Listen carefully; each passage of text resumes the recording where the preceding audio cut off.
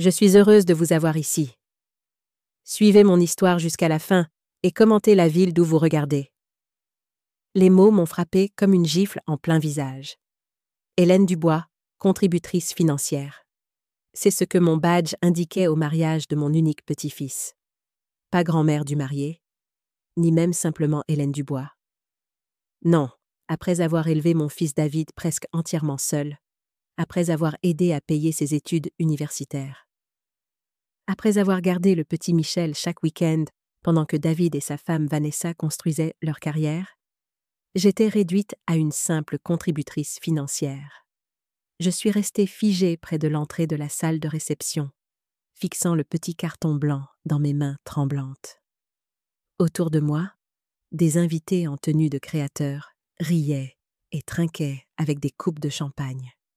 Personne ne remarquait la femme de 68 ans dans le coin, luttant pour garder son sang-froid. « Maman, te voilà !»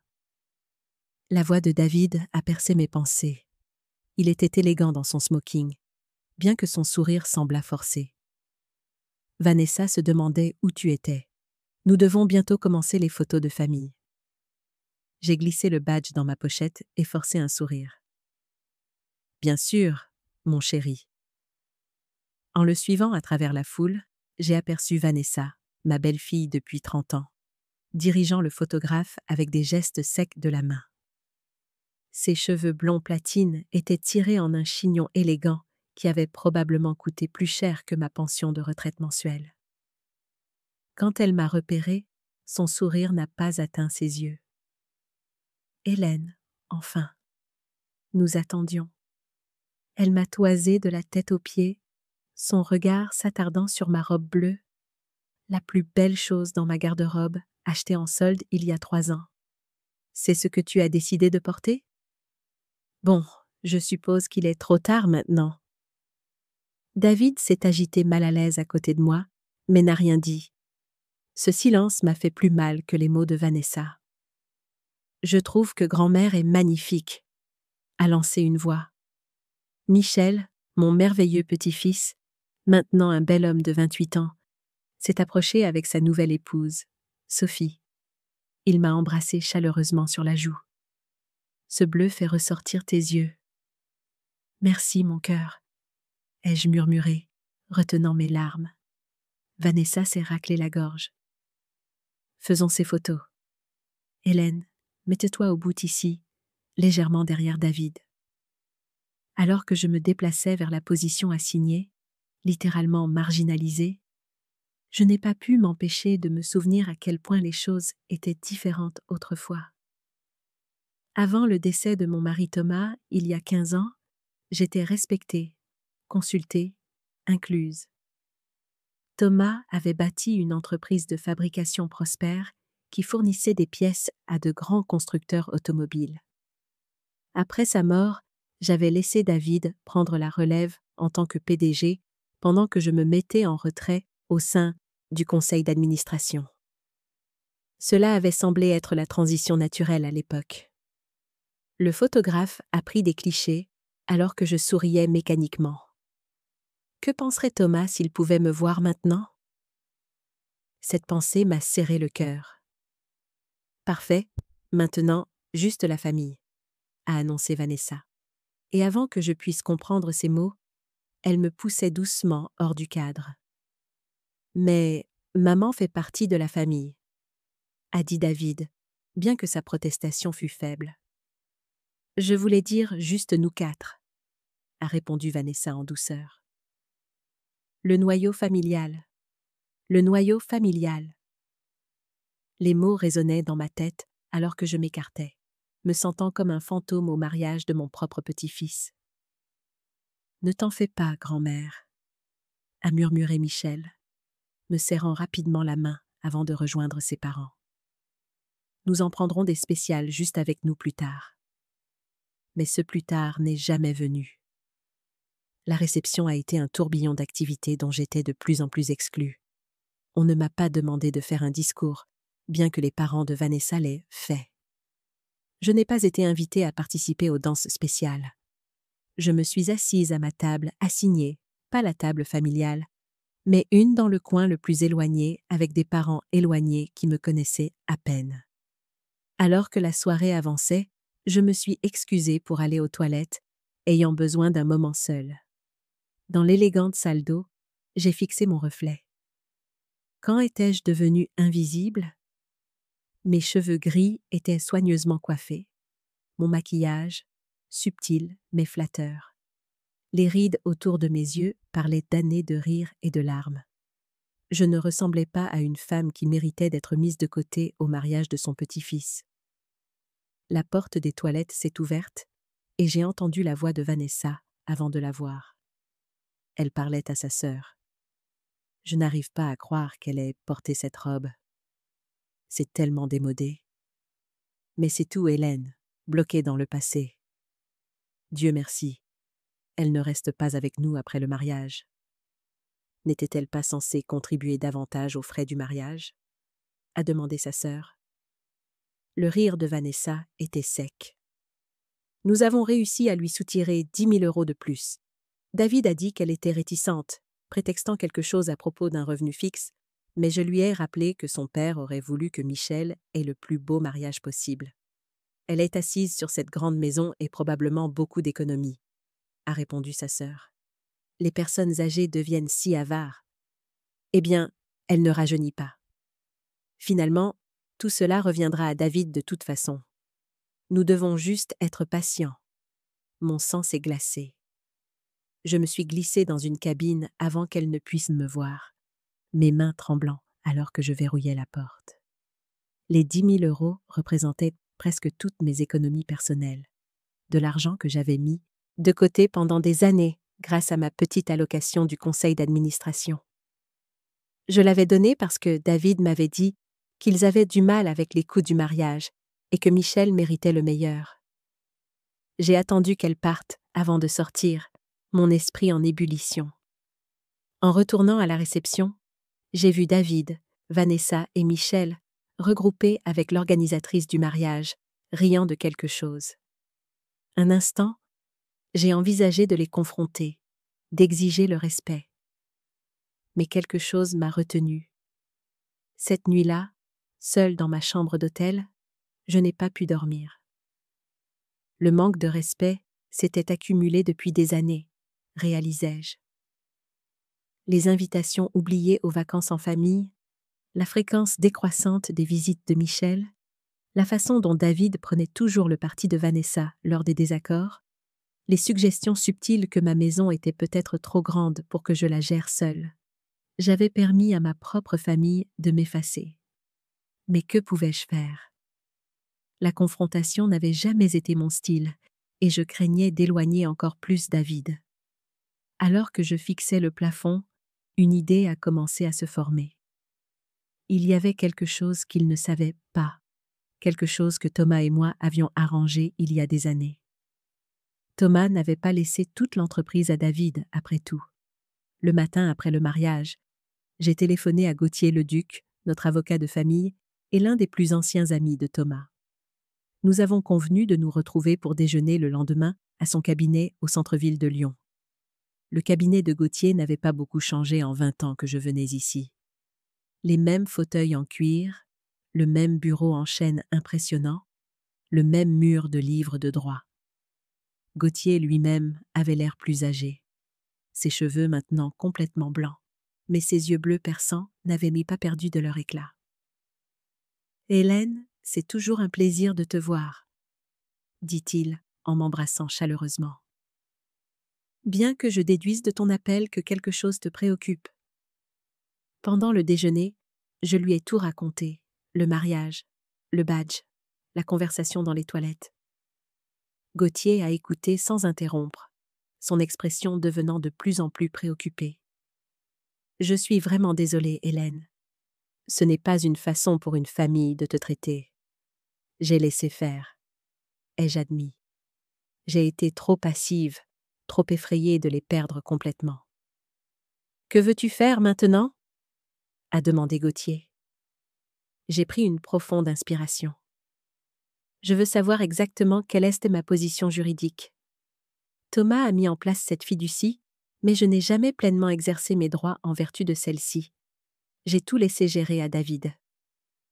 Gauthier a hoché la tête et a sorti un dossier épais de son tiroir. Thomas était un homme intelligent. Il aimait David. Mais il savait aussi que Vanessa avait une forte influence sur lui. C'est pourquoi il a structuré les choses de cette façon. Il a ouvert le dossier et a étalé plusieurs documents. Les manufactures du bois sont détenues par la fiducie familiale du bois. Toi, Hélène, tu es la fiduciaire principale et l'actionnaire majoritaire avec 51% des droits de vote. David en a 30% et les 19% restants sont dans une fiducie distincte pour Michel, dont il prendra le contrôle à ses 30 ans. J'ai regardé les papiers. Mais David agit comme s'il possédait tout. Parce que tu le lui as permis, a dit Gauthier doucement.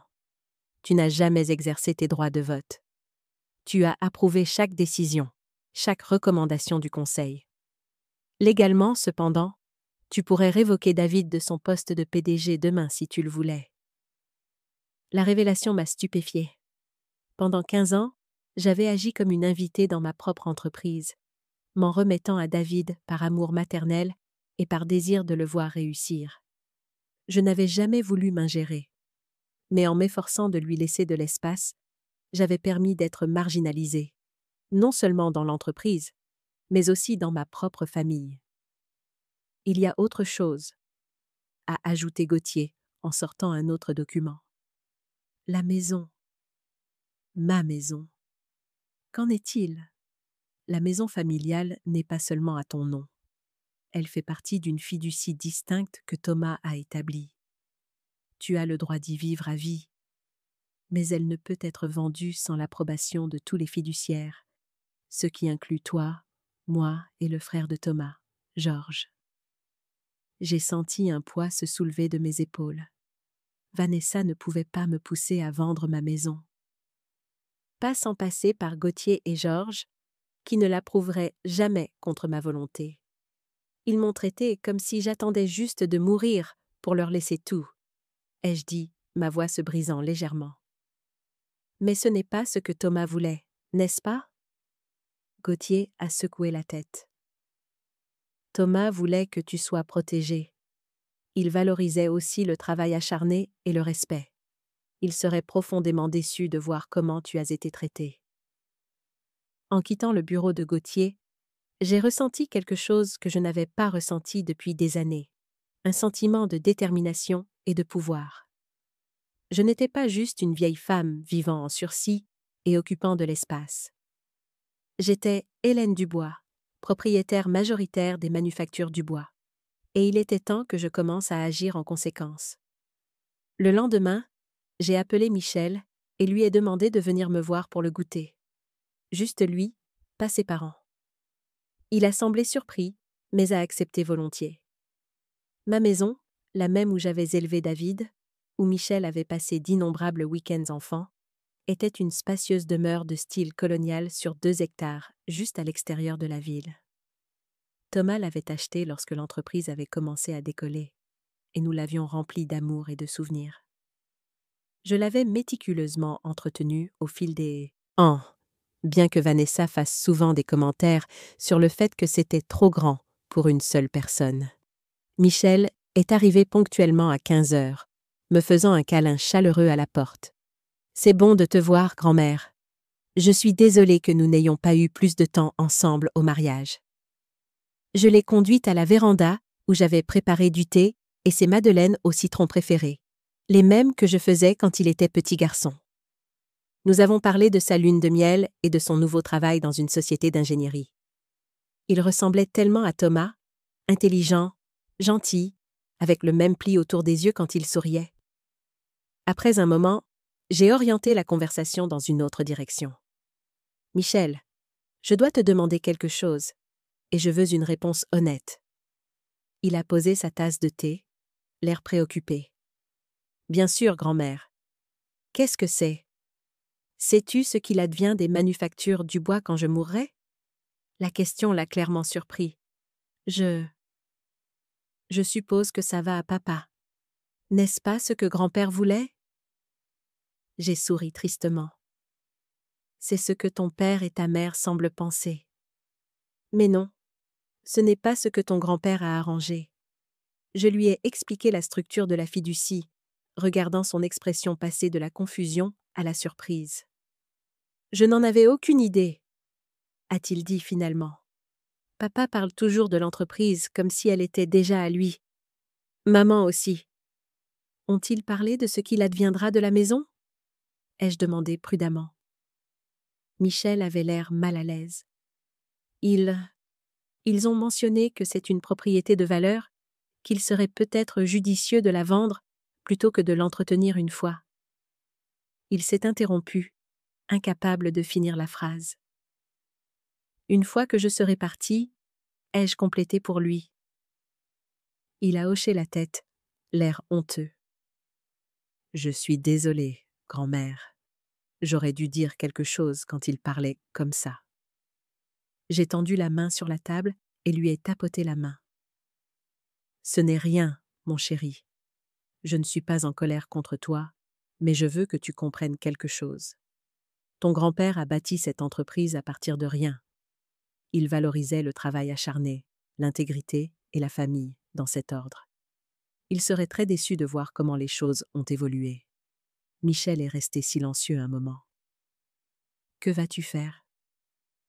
Je vais reprendre ce qui est à moi, ai-je dit simplement. Pas par vengeance, mais parce qu'il est temps que je cesse d'être invisible dans ma propre famille. Je veux que tu saches que je te vois, grand-mère, a dit Michel avec ferveur. Je t'ai toujours vu. Je suis désolée si je ne l'ai pas assez montré. Ces mots m'ont touché le cœur. Je sais, mon cœur. Et c'est pourquoi je voulais te parler en premier. Les choses pourraient devenir un peu tendues entre moi et tes parents dans les semaines à venir. Je ne veux pas que tu sois pris au milieu, mais je veux aussi que tu comprennes pourquoi je fais ce que je fais. Après le départ de Michel, j'ai passé 2 appels importants. Le premier était à Sandra Moreau, une ancienne collègue de mes années d'enseignement avant mon mariage avec Thomas. Elle était devenue une consultante en affaires prospères. Le second appel était au DAF des Manufactures du Bois, Robert Lefebvre, un employé loyal qui était avec l'entreprise depuis l'époque de Thomas. Le lundi suivant, je suis arrivée au siège des Manufactures du Bois pour la première fois en près d'1 an. La réceptionniste, une jeune femme que je ne reconnaissais pas, a levé les yeux avec surprise alors que je m'approchais de son bureau. « Puis-je vous aider, madame ?» a-t-elle demandé poliment. « Je suis Hélène Dubois, » ai-je répondu. « J'aimerais voir mon fils, David Dubois, s'il vous plaît. » Ses yeux se sont légèrement écarquillés. « Oh, madame Dubois, je suis désolée, je ne vous avais pas reconnue.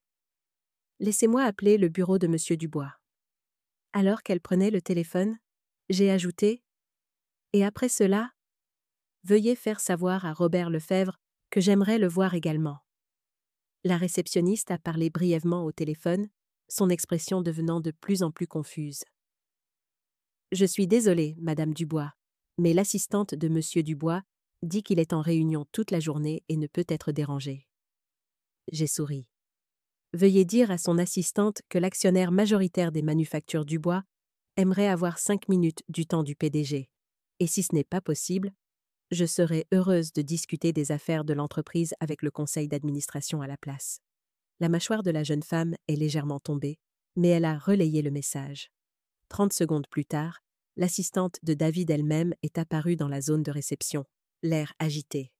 « Madame Dubois, je suis vraiment désolée pour la confusion.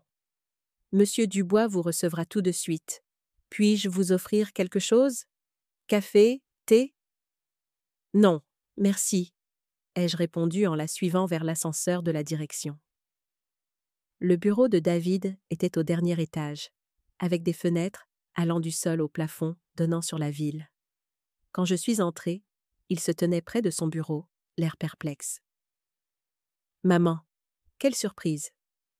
Tout va bien? » Il s'est approché pour m'embrasser sur la joue, mais je pouvais voir la confusion et une légère irritation dans ses yeux. Tout va bien, David. Je pensais juste qu'il était temps que je m'intéresse de nouveau plus activement à l'entreprise. Il a ri, bien que cela sonnât forcé.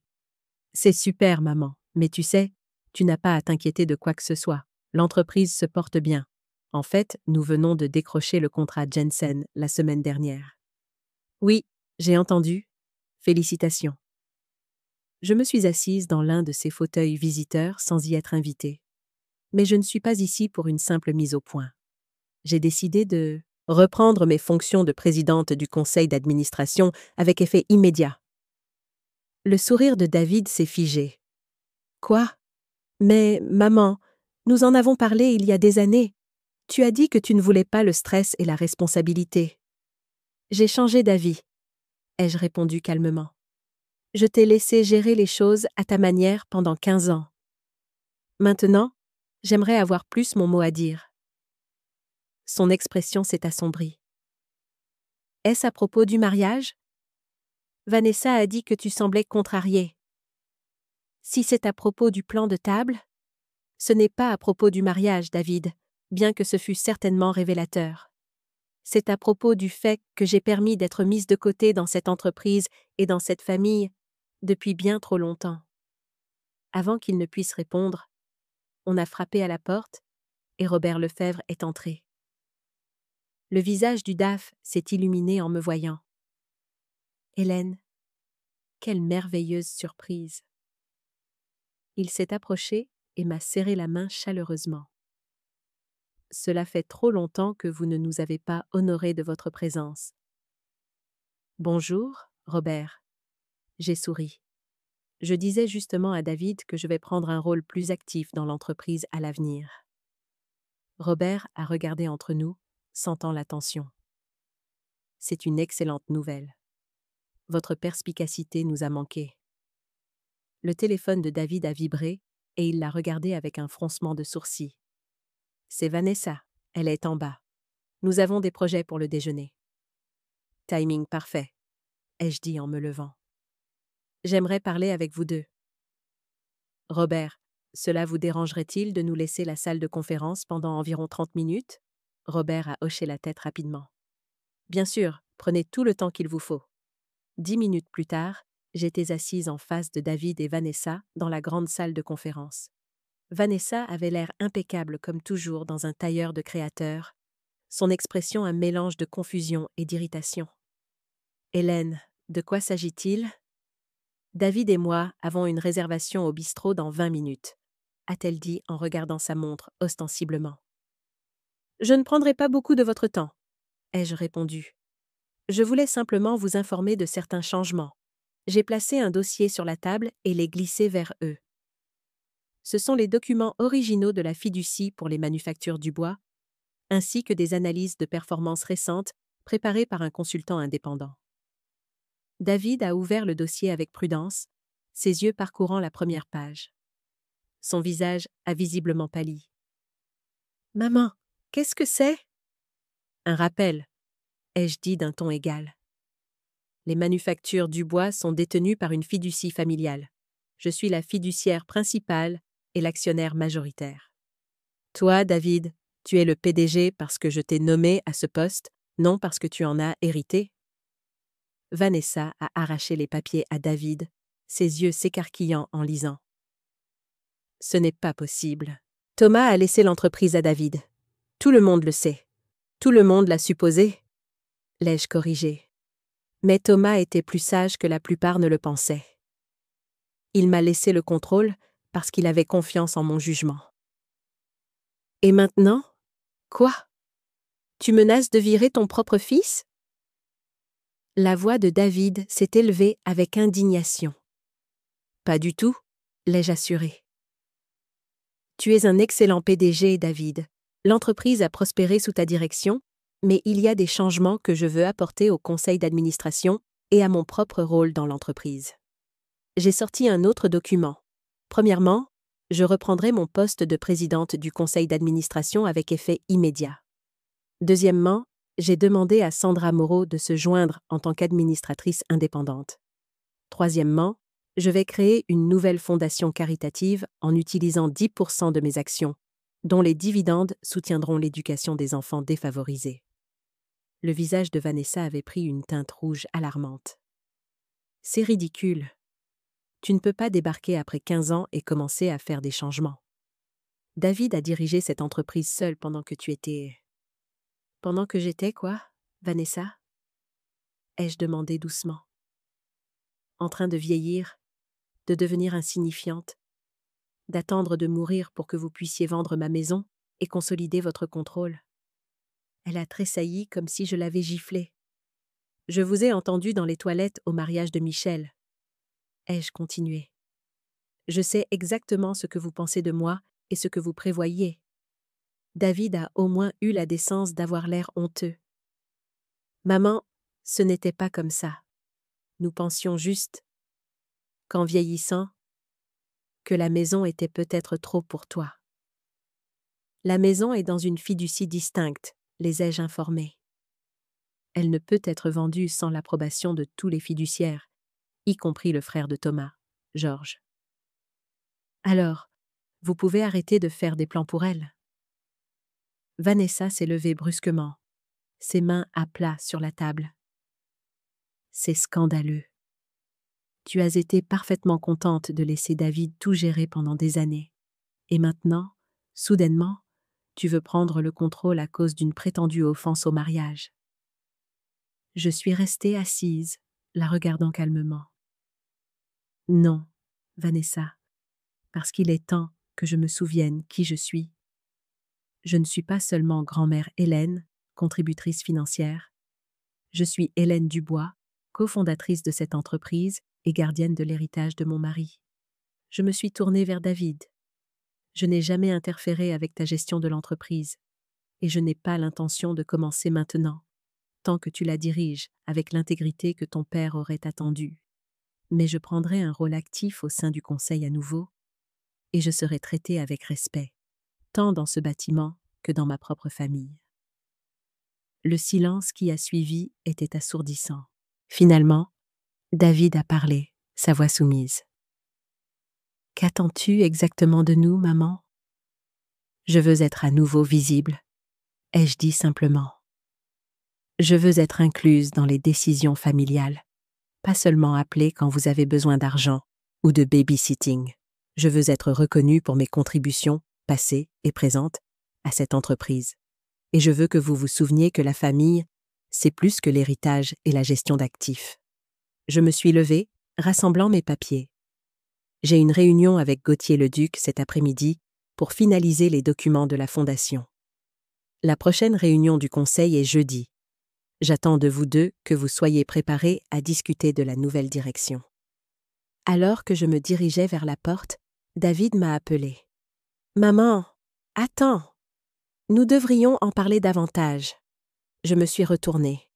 « Nous le ferons, David. Il y a beaucoup à discuter. Mais pour l'instant, je pense que toi et Vanessa avez des choses à considérer. » En quittant la salle de conférence, je me sentais plus légère que je ne l'avais été depuis des années. Il ne s'agissait pas de vengeance ou de punition. Il s'agissait de reprendre ma place dans le monde. Pendant trop longtemps, j'avais permis d'être reléguée à l'arrière-plan, de devenir la grand-mère invisible, l'actionnaire silencieuse, le chéquier pratique. Plus maintenant. Hélène Dubois était de retour, et cette fois, on ne m'oublierait pas. En traversant le hall de l'entreprise, j'ai remarqué que les employés me regardaient avec curiosité. Beaucoup d'entre eux étaient nouveaux et ne savaient probablement pas qui j'étais. Mais quelques-uns des plus anciens membres du personnel ont hoché la tête respectueusement, un ou deux souriant même en me reconnaissant.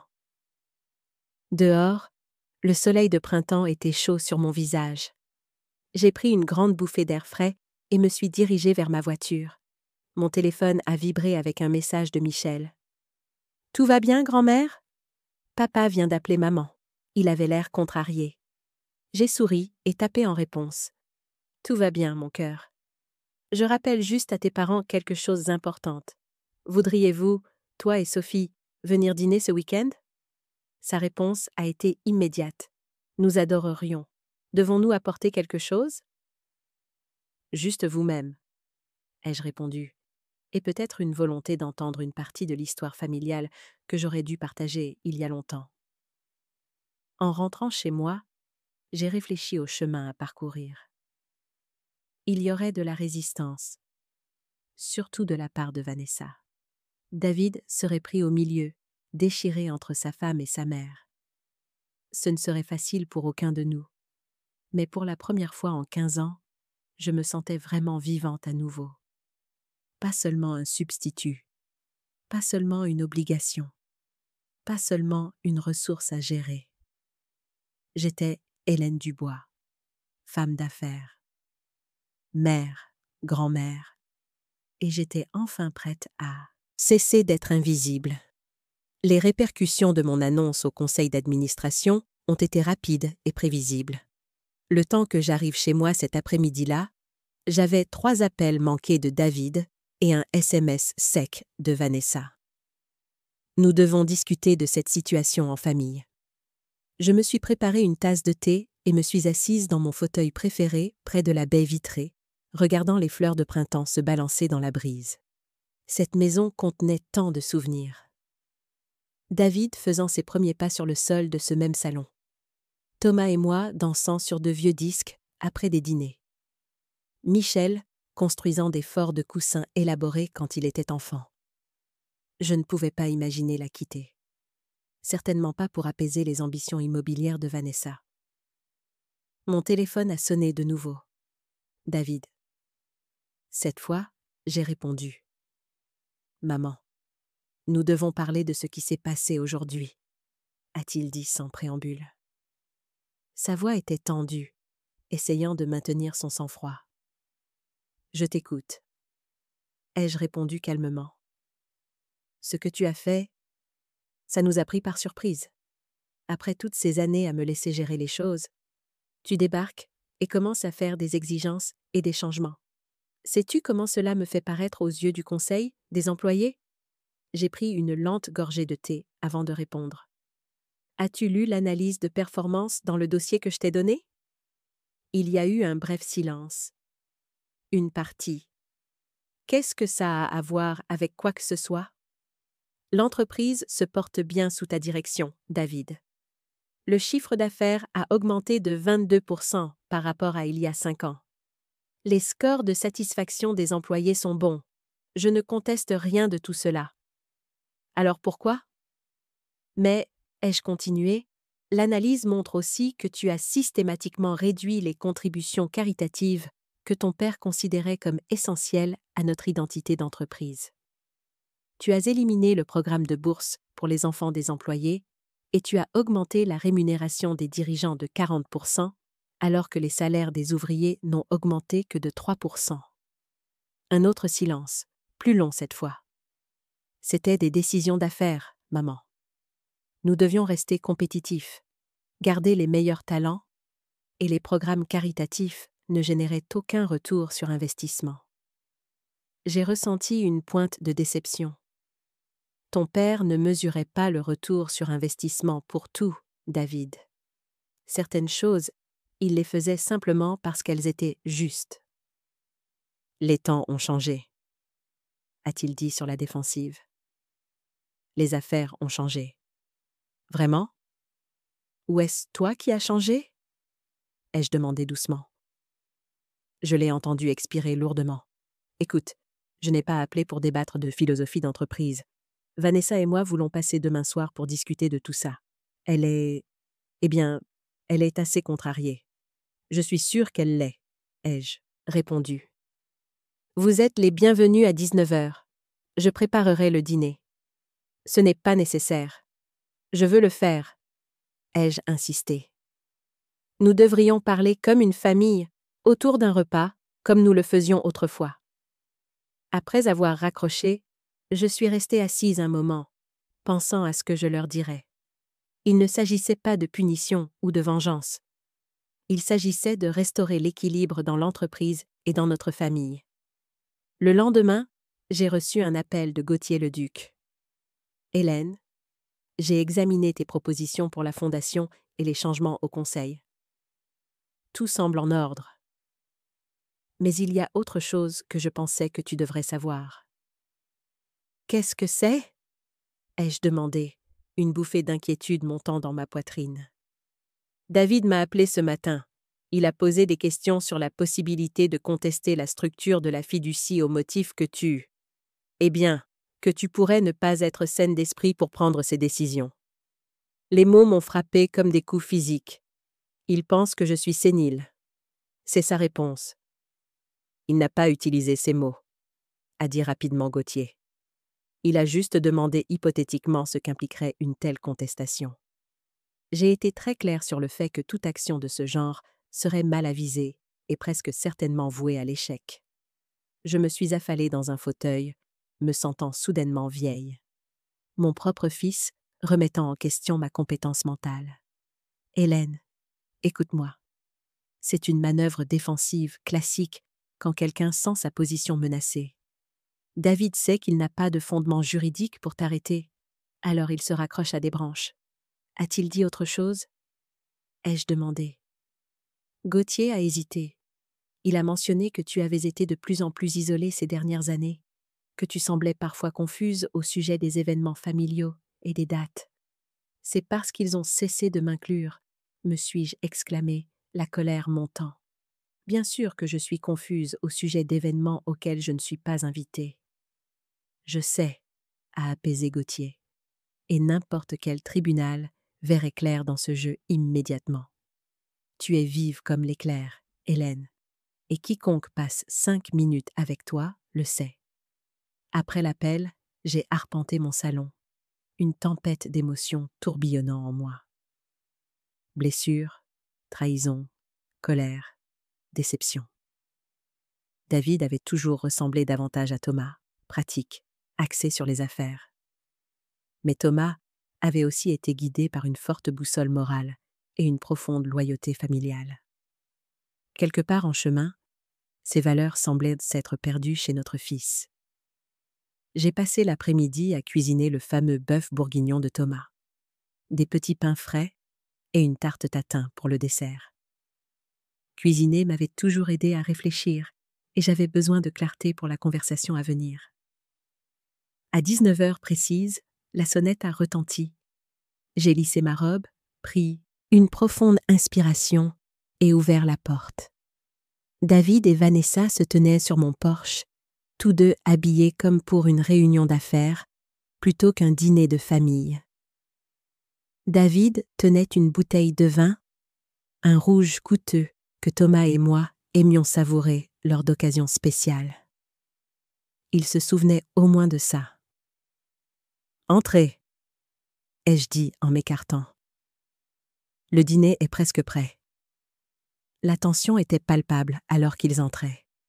Les yeux de Vanessa balayaient le salon d'un air critique, comme si elle cataloguait mentalement les antiquités et les œuvres d'art qui pourraient un jour être les siennes. Quelque chose sent merveilleusement bon, a offert David, essayant de paraître normal. Le bœuf bourguignon de papa. Ai-je répondu. J'ai pensé que nous aurions besoin d'un peu de réconfort ce soir. Nous avons échangé des banalités maladroites pendant que je terminais les préparatifs du dîner. Vanessa a commenté le charme désuet de ma cuisine, réussissant à le faire sonner comme une insulte. David a posé des questions sur mon jardin, bien qu'il n'y ait montré aucun intérêt depuis des années. Finalement, nous nous sommes assis pour manger. J'avais mis la table dans la salle à manger avec la porcelaine de la grand-mère de Thomas. Un choix délibéré pour leur rappeler notre histoire familiale. Avant de commencer, ai-je dit « J'aimerais dire quelque chose ». J'ai regardé directement David. Gauthier m'a appelé aujourd'hui. Il m'a parlé de ta demande concernant ma compétence mentale. David a failli s'étouffer avec son vin. Les yeux de Vanessa se sont écarquillés, puis se sont rétrécis. C'était une conversation privée, a marmonné David. Gauthier est mon avocat et ami depuis 40 ans, lui ai-je rappelé. Pensais-tu vraiment qu'il ne me le dirait pas? C'était juste une question théorique, est intervenue Vanessa. Compte tenu de tes changements de comportement soudains. J'ai haussé un sourcil. Mon comportement? Tu veux dire affirmer mes droits légaux? M'intéresser à l'entreprise de mon mari? M'attendre à être traitée avec respect par ma famille? Quelle partie de cela te semble préoccupante, Vanessa? Maman, s'il te plaît, a soupiré David. Nous ne sommes pas ici pour nous disputer. Non. Alors pourquoi êtes-vous ici? Ai-je demandé. David a posé sa fourchette. Nous voulons comprendre ce qui se passe. Pendant 15 ans, tu as été contente de me laisser diriger l'entreprise. Tu n'as montré aucun intérêt pour les réunions du conseil ou les décisions d'entreprise. Maintenant, soudainement, tu fais tous ces changements et accusations. Pas des accusations, David, des observations. J'ai pris une gorgée d'eau, rassemblant mes pensées. Et oui, je me suis retirée il y a 15 ans parce que j'étais en deuil. Parce que je te faisais confiance pour honorer la vision de ton père. Parce que je pensais que te donner de l'espace pour diriger était la bonne chose à faire. Et j'ai dirigé, a-t-il insisté, avec succès. L'entreprise est plus grande et plus rentable qu'elle ne l'a jamais été sous papa. Le succès ne se mesure pas seulement en euros, mon fils. Il se mesure en impact, en vie changée, en l'héritage que tu laisses derrière toi. Vanessa a émis un son dédaigneux. C'est ce genre de pensée qui fait échouer les entreprises. David a modernisé les manufactures du bois, les a rendues plus agiles et compétitives. Les projets caritatifs de ton mari drainaient les ressources. Je me suis tournée vers elle, gardant ma voix égale. Ces projets caritatifs ont permis à 37 enfants d'employés d'aller à l'université. Ils ont soutenu une clinique gratuite dans le quartier de notre usine. Ils ont financé des recherches qui ont mené à des composants automobiles plus sûrs. Thomas croyait qu'une entreprise avait des responsabilités au-delà de ses actionnaires. Les temps ont changé, a répété David, reprenant son argument précédent. Certaines choses ne devraient pas changer, ai-je contré. La décence élémentaire, la gratitude envers les travailleurs qui ont bâti votre succès, le respect de la famille. Un silence inconfortable s'est installé. J'ai décidé de changer de tactique. T'ai-je déjà raconté comment ton père a démarré l'entreprise, David? Ai-je demandé. Il a légèrement froncé les sourcils. Bien sûr, il a obtenu un prêt de son oncle et a acheté du vieux matériel d'une usine qui fermait. C'est la version simplifiée. J'ai hoché la tête. Mais savais-tu que lorsque la banque a initialement rejeté sa demande de prêt, j'ai vendu les bijoux de ma grand-mère pour aider à la mise de fonds? Ou que pendant les 3 premières années, je tenais les comptes la nuit après avoir enseigné toute la journée? Ou que lorsque tu étais bébé, je t'emmenais à l'usine dans un couffin parce que nous ne pouvions pas nous permettre une garde d'enfants?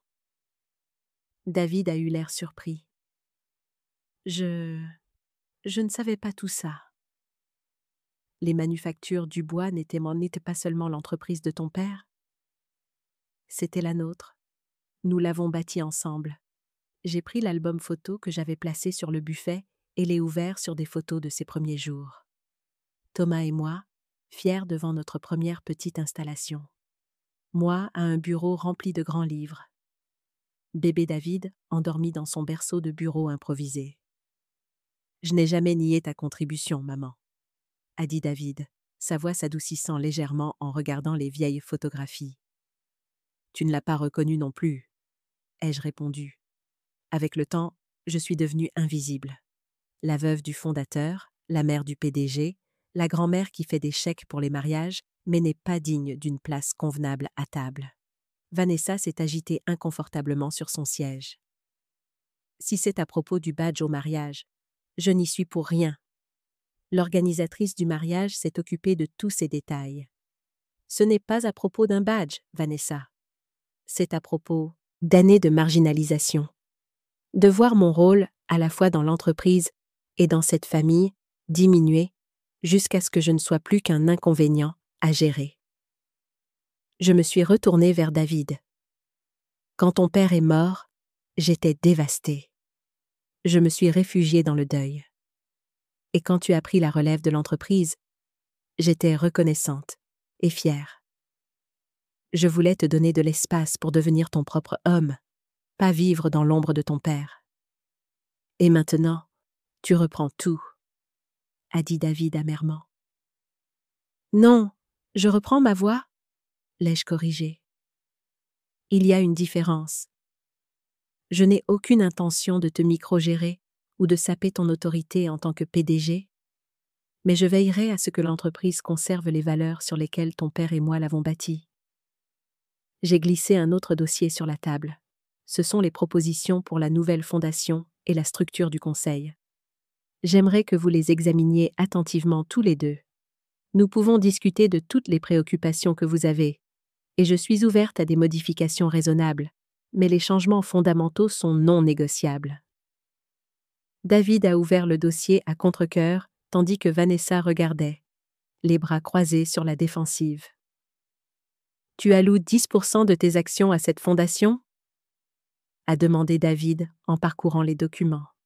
« Oui, les dividendes allant à des programmes d'éducation et les droits de vote restant avec moi de mon vivant, puis transférés à un conseil de fiduciaires. C'est des millions d'euros, a souligné Vanessa. Oui, en effet, ai-je convenu. De l'argent qui aidera des centaines d'étudiants méritants. De l'argent qui devrait rester dans la famille, a-t-elle marmonné. Je l'ai regardé directement. Il reste dans la famille, Vanessa. La famille des employés des manufactures du bois qui ont consacré leur vie professionnelle à bâtir notre succès. La famille de notre communauté qui nous soutient depuis des décennies. David a continué à lire, le front plissé. Tu ajoutes Sandra Moreau au conseil, ton ancienne collègue enseignante. Que sait-elle de la fabrication? Elle connaît le leadership éthique, ai-je répondu. Elle a passé les 20 dernières années à conseiller sur la gouvernance d'entreprise et les pratiques commerciales responsables. Le conseil pourrait bénéficier de sa perspective. La conversation a duré près de 2 heures, passant d'un désaccord tendu à une considération réticente. David semblait au moins traiter mes paroles. Vanessa est restée sur la défensive et parfois hostile, mais même elle ne pouvait pas contester la réalité juridique de ma position. Alors qu'il se préparait à partir, David s'est attardé dans le hall d'entrée pendant que Vanessa attendait impatiemment près de la porte. « Je dois te demander quelque chose, maman, » a-t-il dit doucement. Est-ce vraiment juste une question d'entreprise et de dynamique familiale, ou y a-t-il autre chose? Quelque chose que... Tu ne nous dis pas? J'ai penché la tête. Que veux-tu dire? Ta santé va bien? Il semblait sincèrement inquiet, et pendant un instant, j'ai entrevu le fils dont je me souvenais. Je suis en parfaite santé, David, l'ai-je assuré. Bilan régulier, tension artérielle normale. Vive comme l'éclair. Il ne s'agit pas de ma mortalité. Il s'agit de ma vie, celle que je vis encore pleinement. Il a hoché la tête lentement. Je voulais juste être sûre, avec tous ces changements soudains. La seule chose qui a changé soudainement, c'est ma volonté d'être invisible, ai-je dit en lui tapotant le bras. Tout le reste s'est construit pendant des années. Après leur départ, je me suis assise sur ma balançoire de Porsche, regardant les étoiles apparaître dans le ciel crépusculaire. La conversation s'était mieux déroulée que je ne le craignais, mais moins bien que je ne l'espérais. David était en conflit, je pouvais le voir. Vanessa était simplement en colère et sur la défensive. Mais au moins la vérité était maintenant sur la table. Mon téléphone a sonné avec un message de Michel. Comment ça s'est passé avec papa et maman? J'ai souri et tapé. À peu près comme prévu. Quelques progrès, quelques résistances. Et si tu passais demain et je te mettrais au courant? Ça marche. Sophie et moi apporterons le déjeuner. Je t'aime, grand-mère. Je t'aime aussi, mon cœur. J'ai posé le téléphone, ressentant une vague de gratitude pour mon petit-fils. Au moins un membre de ma famille me voyait encore clairement. Le lendemain matin, je me suis réveillée tôt et j'ai décidé de visiter l'usine. Cela faisait presque 2 ans que je n'avais pas mis les pieds dans l'installation de production principale, et je voulais renouer avec le cœur de l'entreprise, les travailleurs dont le labeur avait bâti la fortune de notre famille. L'usine des manufactures du bois était située à la périphérie de Lyon, un vaste complexe qui était passé d'un seul bâtiment à un campus de 5 installations au fil des décennies. J'y suis allée moi-même, ignorant les suggestions fréquentes de David selon lesquelles j'étais trop âgée pour conduire dans la circulation urbaine. En me garant sur la place de parking des visiteurs, j'ai remarqué plusieurs employés qui me regardaient avec étonnement en passant. Je supposais que j'étais une sorte de légende pour eux, la veuve du fondateur rarement vue, mais souvent mentionnée. À l'intérieur de l'entrée principale, je me suis approchée du bureau de la sécurité. Le garde, un jeune homme à l'allure militaire, a levé les yeux avec un sourire poli qui s'est rapidement transformé en surprise. « Madame Dubois. »« Bonjour, madame. Nous ne vous attendions pas. » J'ai rendu son sourire. « Bonjour, James. J'ai lu sur son badge. C'est une visite impromptue. Est-ce que Robert Lefebvre est là aujourd'hui ? » ?»« Oui, madame. Je vais appeler son bureau tout de suite. » Pendant que le garde passait l'appel, j'ai regardé autour de moi dans le hall. Il avait été rénové depuis ma dernière visite, plus moderne et corporatif que l'atmosphère chaleureuse d'entreprise familiale que Thomas avait préférée. Le mur, qui affichait autrefois des photos d'employés de longue date, présentait maintenant des présentoirs de produits élégants et des prix de l'industrie. Robert est apparu quelques minutes plus tard, un plaisir sincère illuminant son visage. Hélène, 2 visites en 2 jours. L'entreprise n'a pas connu autant d'effervescence depuis des années. Il m'a guidée à travers les bureaux administratifs jusqu'à l'atelier de production, me mettant au courant de divers projets et initiatives en cours de route. En marchant, j'ai remarqué des employés qui regardaient avec curiosité. Certains des plus âgés hochant la tête respectueusement ou s'arrêtant même pour me saluer par mon nom. Madame Dubois, ça fait trop longtemps, a appelé Franck Moulin, un superviseur d'atelier qui avait commencé dans l'entreprise adolescent à l'époque de Thomas. Il s'est approché, s'essuyant les mains sur un chiffon d'atelier, avant de m'en tendre une.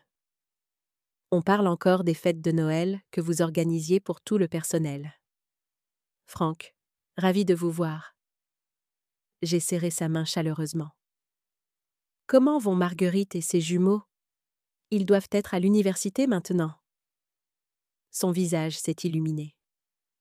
Marguerite va très bien, retraitée de l'enseignement l'année dernière, et oui, les garçons sont en 3e année à l'université de Lyon. Ils utilisent toujours l'argent de la bourse du programme de votre mari. Que Dieu le bénisse. J'ai ressenti une pointe de tristesse. Je crois comprendre que ce programme a été interrompu. Le sourire de Franck s'est légèrement estompé. Oui, madame. Il y a environ 3 ans, beaucoup de jeunes comptaient dessus pour leurs enfants. Ce fut une vraie déception. Eh bien, peut-être est-il temps de revoir cette décision, ai-je dit en prenant une note mentale. Robert et moi avons continué notre visite de l'atelier. Je me suis arrêtée fréquemment pour discuter avec des employés de longue date, m'intéressant sincèrement à leur famille et à leur vie. Beaucoup ont mentionné des programmes ou des avantages qui avaient été réduits ou éliminés ces dernières années, confirmant ce que l'analyse de performance avait indiqué.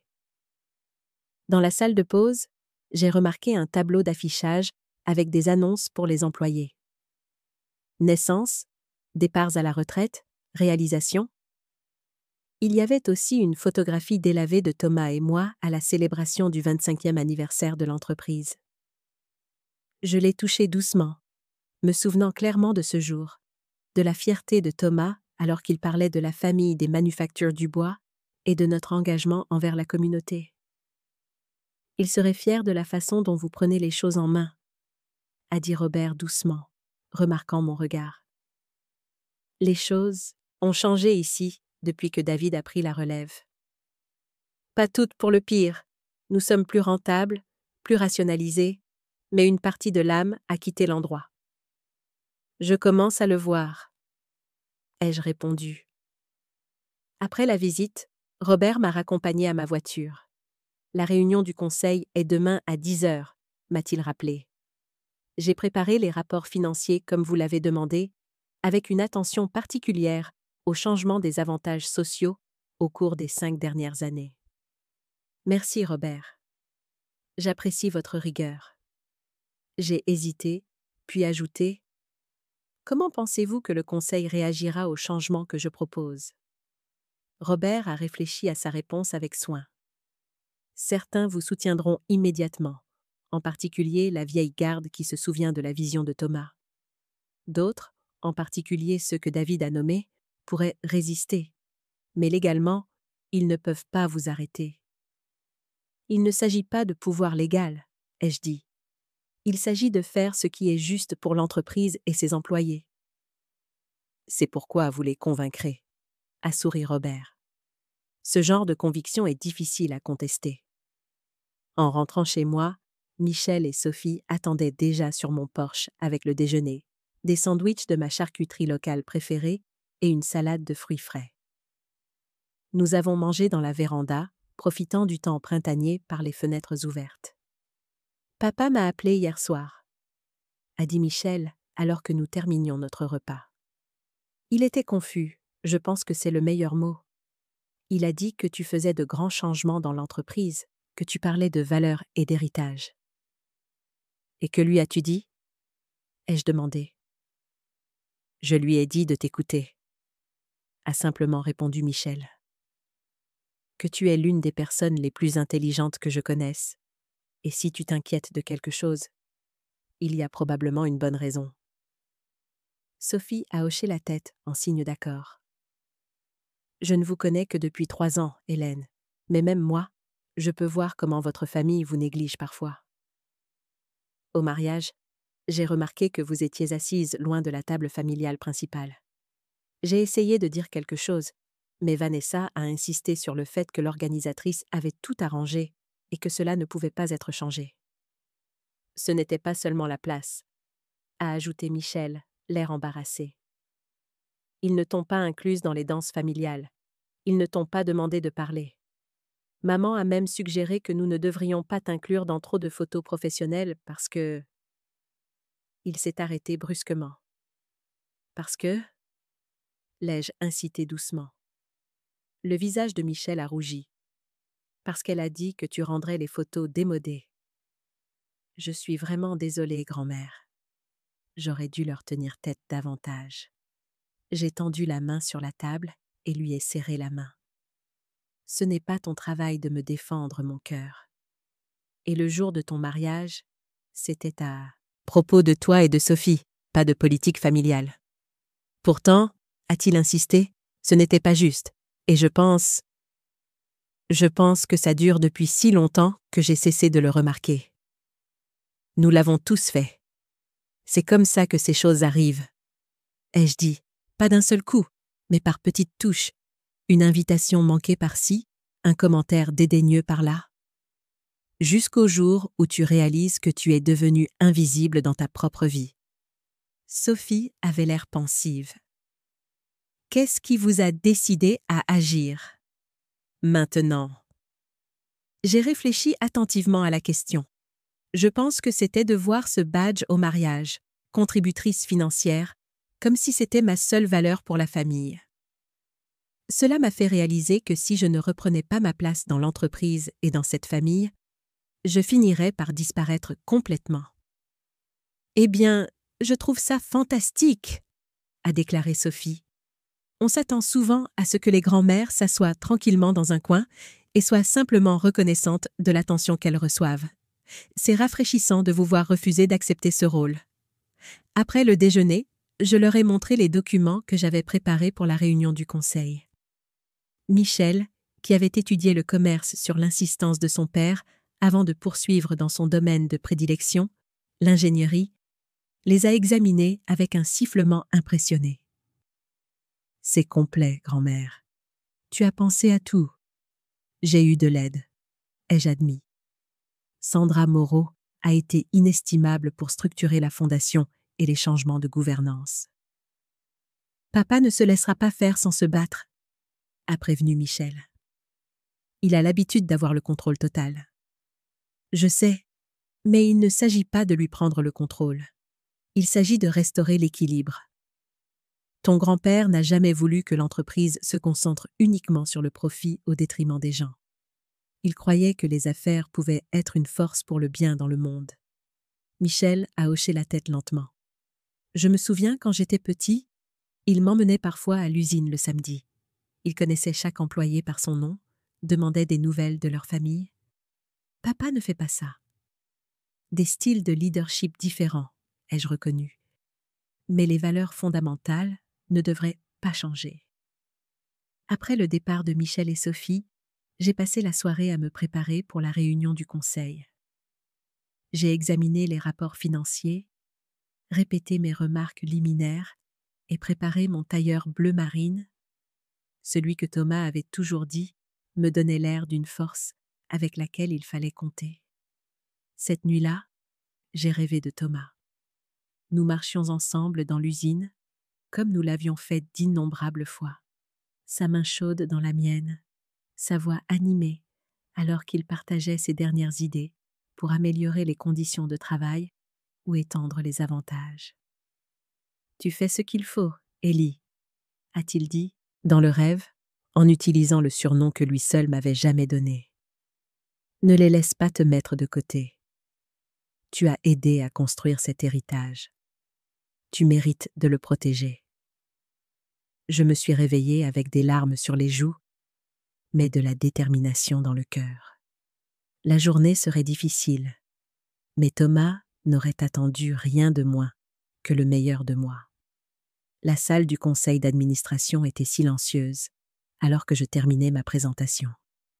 10 pères dieux m'étudiaient avec des expressions allant du choc à l'admiration, en passant par une hostilité pure et simple.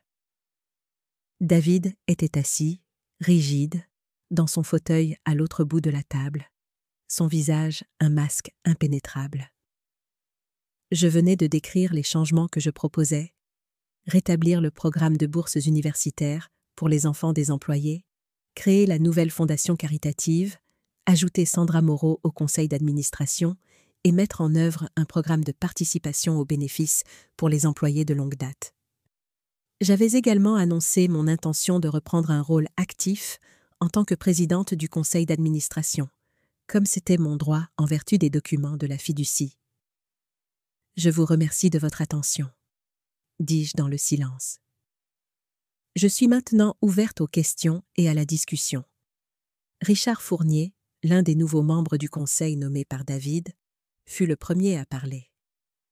Madame Dubois, bien que nous respections tous votre lien historique avec l'entreprise, ces propositions représentent un changement significatif par rapport à notre stratégie commerciale actuelle. Le programme de bourse à lui seul coûterait des millions chaque année, sans parler de ce système de participation aux bénéfices. Le programme de bourse, corrigeai-je doucement, coûterait environ 1% de nos bénéfices annuels sur la base des chiffres de l'année dernière. Le programme de participation aux bénéfices distribuerait 5% des bénéfices dépassant l'objectif aux employés qui sont avec l'entreprise depuis 5 ans ou plus. Les 2 programmes existaient à l'époque de mon mari, lorsque l'entreprise affichait une croissance et une rentabilité constantes. Marthe Chen, une autre membre du conseil qui siégeait depuis l'époque de Thomas, hocha la tête en signe d'approbation. J'ai toujours pensé que l'élimination de ces programmes était une vision à court terme. Ils ont créé une loyauté incroyable et réduit considérablement le roulement du personnel. Exactement, acquiesçai-je. Et ils s'alignaient sur la vision de Thomas d'une entreprise qui réussissait en élevant ses employés, et non en tirant plus de profit de leur travail. David prit enfin la parole, sa voix soigneusement contrôlée. Personne ne conteste la vision de mon père ni ses contributions à cette entreprise, mais les réalités commerciales ont changé. La concurrence mondiale, les attentes des actionnaires, les bouleversements technologiques, nous avons dû nous adapter pour survivre et prospérer. Et vous avez fait un travail admirable à bien des égards, reconnus-je. Le chiffre d'affaires est en hausse, la part de marché est solide. Mais à quel prix, David? Le roulement du personnel a augmenté de 40% en 5 ans. La bonne volonté de la communauté a diminué. Le nom Dubois, qui était autrefois synonyme d'intégrité et d'équité, n'est plus qu'une autre entité corporative axée uniquement sur le résultat net. Plusieurs membres du conseil s'agitèrent inconfortablement. Marthe Chen reprit la parole. Je dois dire que j'ai eu des préoccupations similaires. La focalisation trimestrielle a éclipsé notre réputation à long terme à certains égards. La mâchoire de David se serra. Nous ne pouvons pas diriger une société moderne sur la base du sentimentalisme et de la nostalgie. Il ne s'agit pas de sentimentalisme, répondis-je fermement. Il s'agit de pratiques commerciales durables. Les entreprises dotées de fondations éthiques solides et de la loyauté de leurs employés surpassent constamment leurs pairs sur le long terme. Les gains à court terme résultant de la réduction des coûts entraînent souvent des dommages à long terme pour le moral et la productivité. Sandra Moreau, assise à côté de moi en tant qu'invitée en attendant sa nomination formelle au conseil, ajouta son expertise. Madame Dubois a raison. Mes recherches dans de multiples industries montrent que les entreprises qui investissent dans leurs employés et leur communauté obtiennent de meilleurs indicateurs de performance à long terme, notamment des taux de rétention plus élevés, une fidélité client plus forte et des schémas de croissance plus stables. La discussion se poursuivit pendant près de 2 heures, divers membres du conseil soulevant des questions, des préoccupations et un soutien occasionnel à mes propositions. Pendant tout ce temps, David resta principalement silencieux, laissant ses alliés au sein du conseil me défier à sa place. Finalement, vint le moment de voter. Comme prévu, le résultat reflétait la structure de l'actionnariat, ma participation majoritaire emportant les propositions malgré l'opposition de certains membres. David s'abstint de voter, une protestation silencieuse qui en disait long. Alors que la réunion se levait, les membres du conseil sortirent, plusieurs s'arrêtant pour me parler en privé. Marthe Chen me serra chaleureusement la main. « C'est bon de vous avoir de retour, Hélène. Thomas serait fier. » Lorsque la salle se vida, à l'exception de David et moi, un silence inconfortable s'installa. Il rassembla lentement ses papiers, évitant mon regard. « Ce n'est pas personnel, David, » dis-je finalement. « Je n'essaie pas de saper ton leadership ou de remettre en question tes capacités. » Il leva les yeux, son expression peinée. « Vraiment ? Tu débarques après 15 ans de silence, et soudain, tout ce que j'ai construit doit être réparé. Comment suis-je censé prendre ça ? Tout ce que tu as construit, répétai-je. David, tu n'as pas bâti cette entreprise à partir de rien.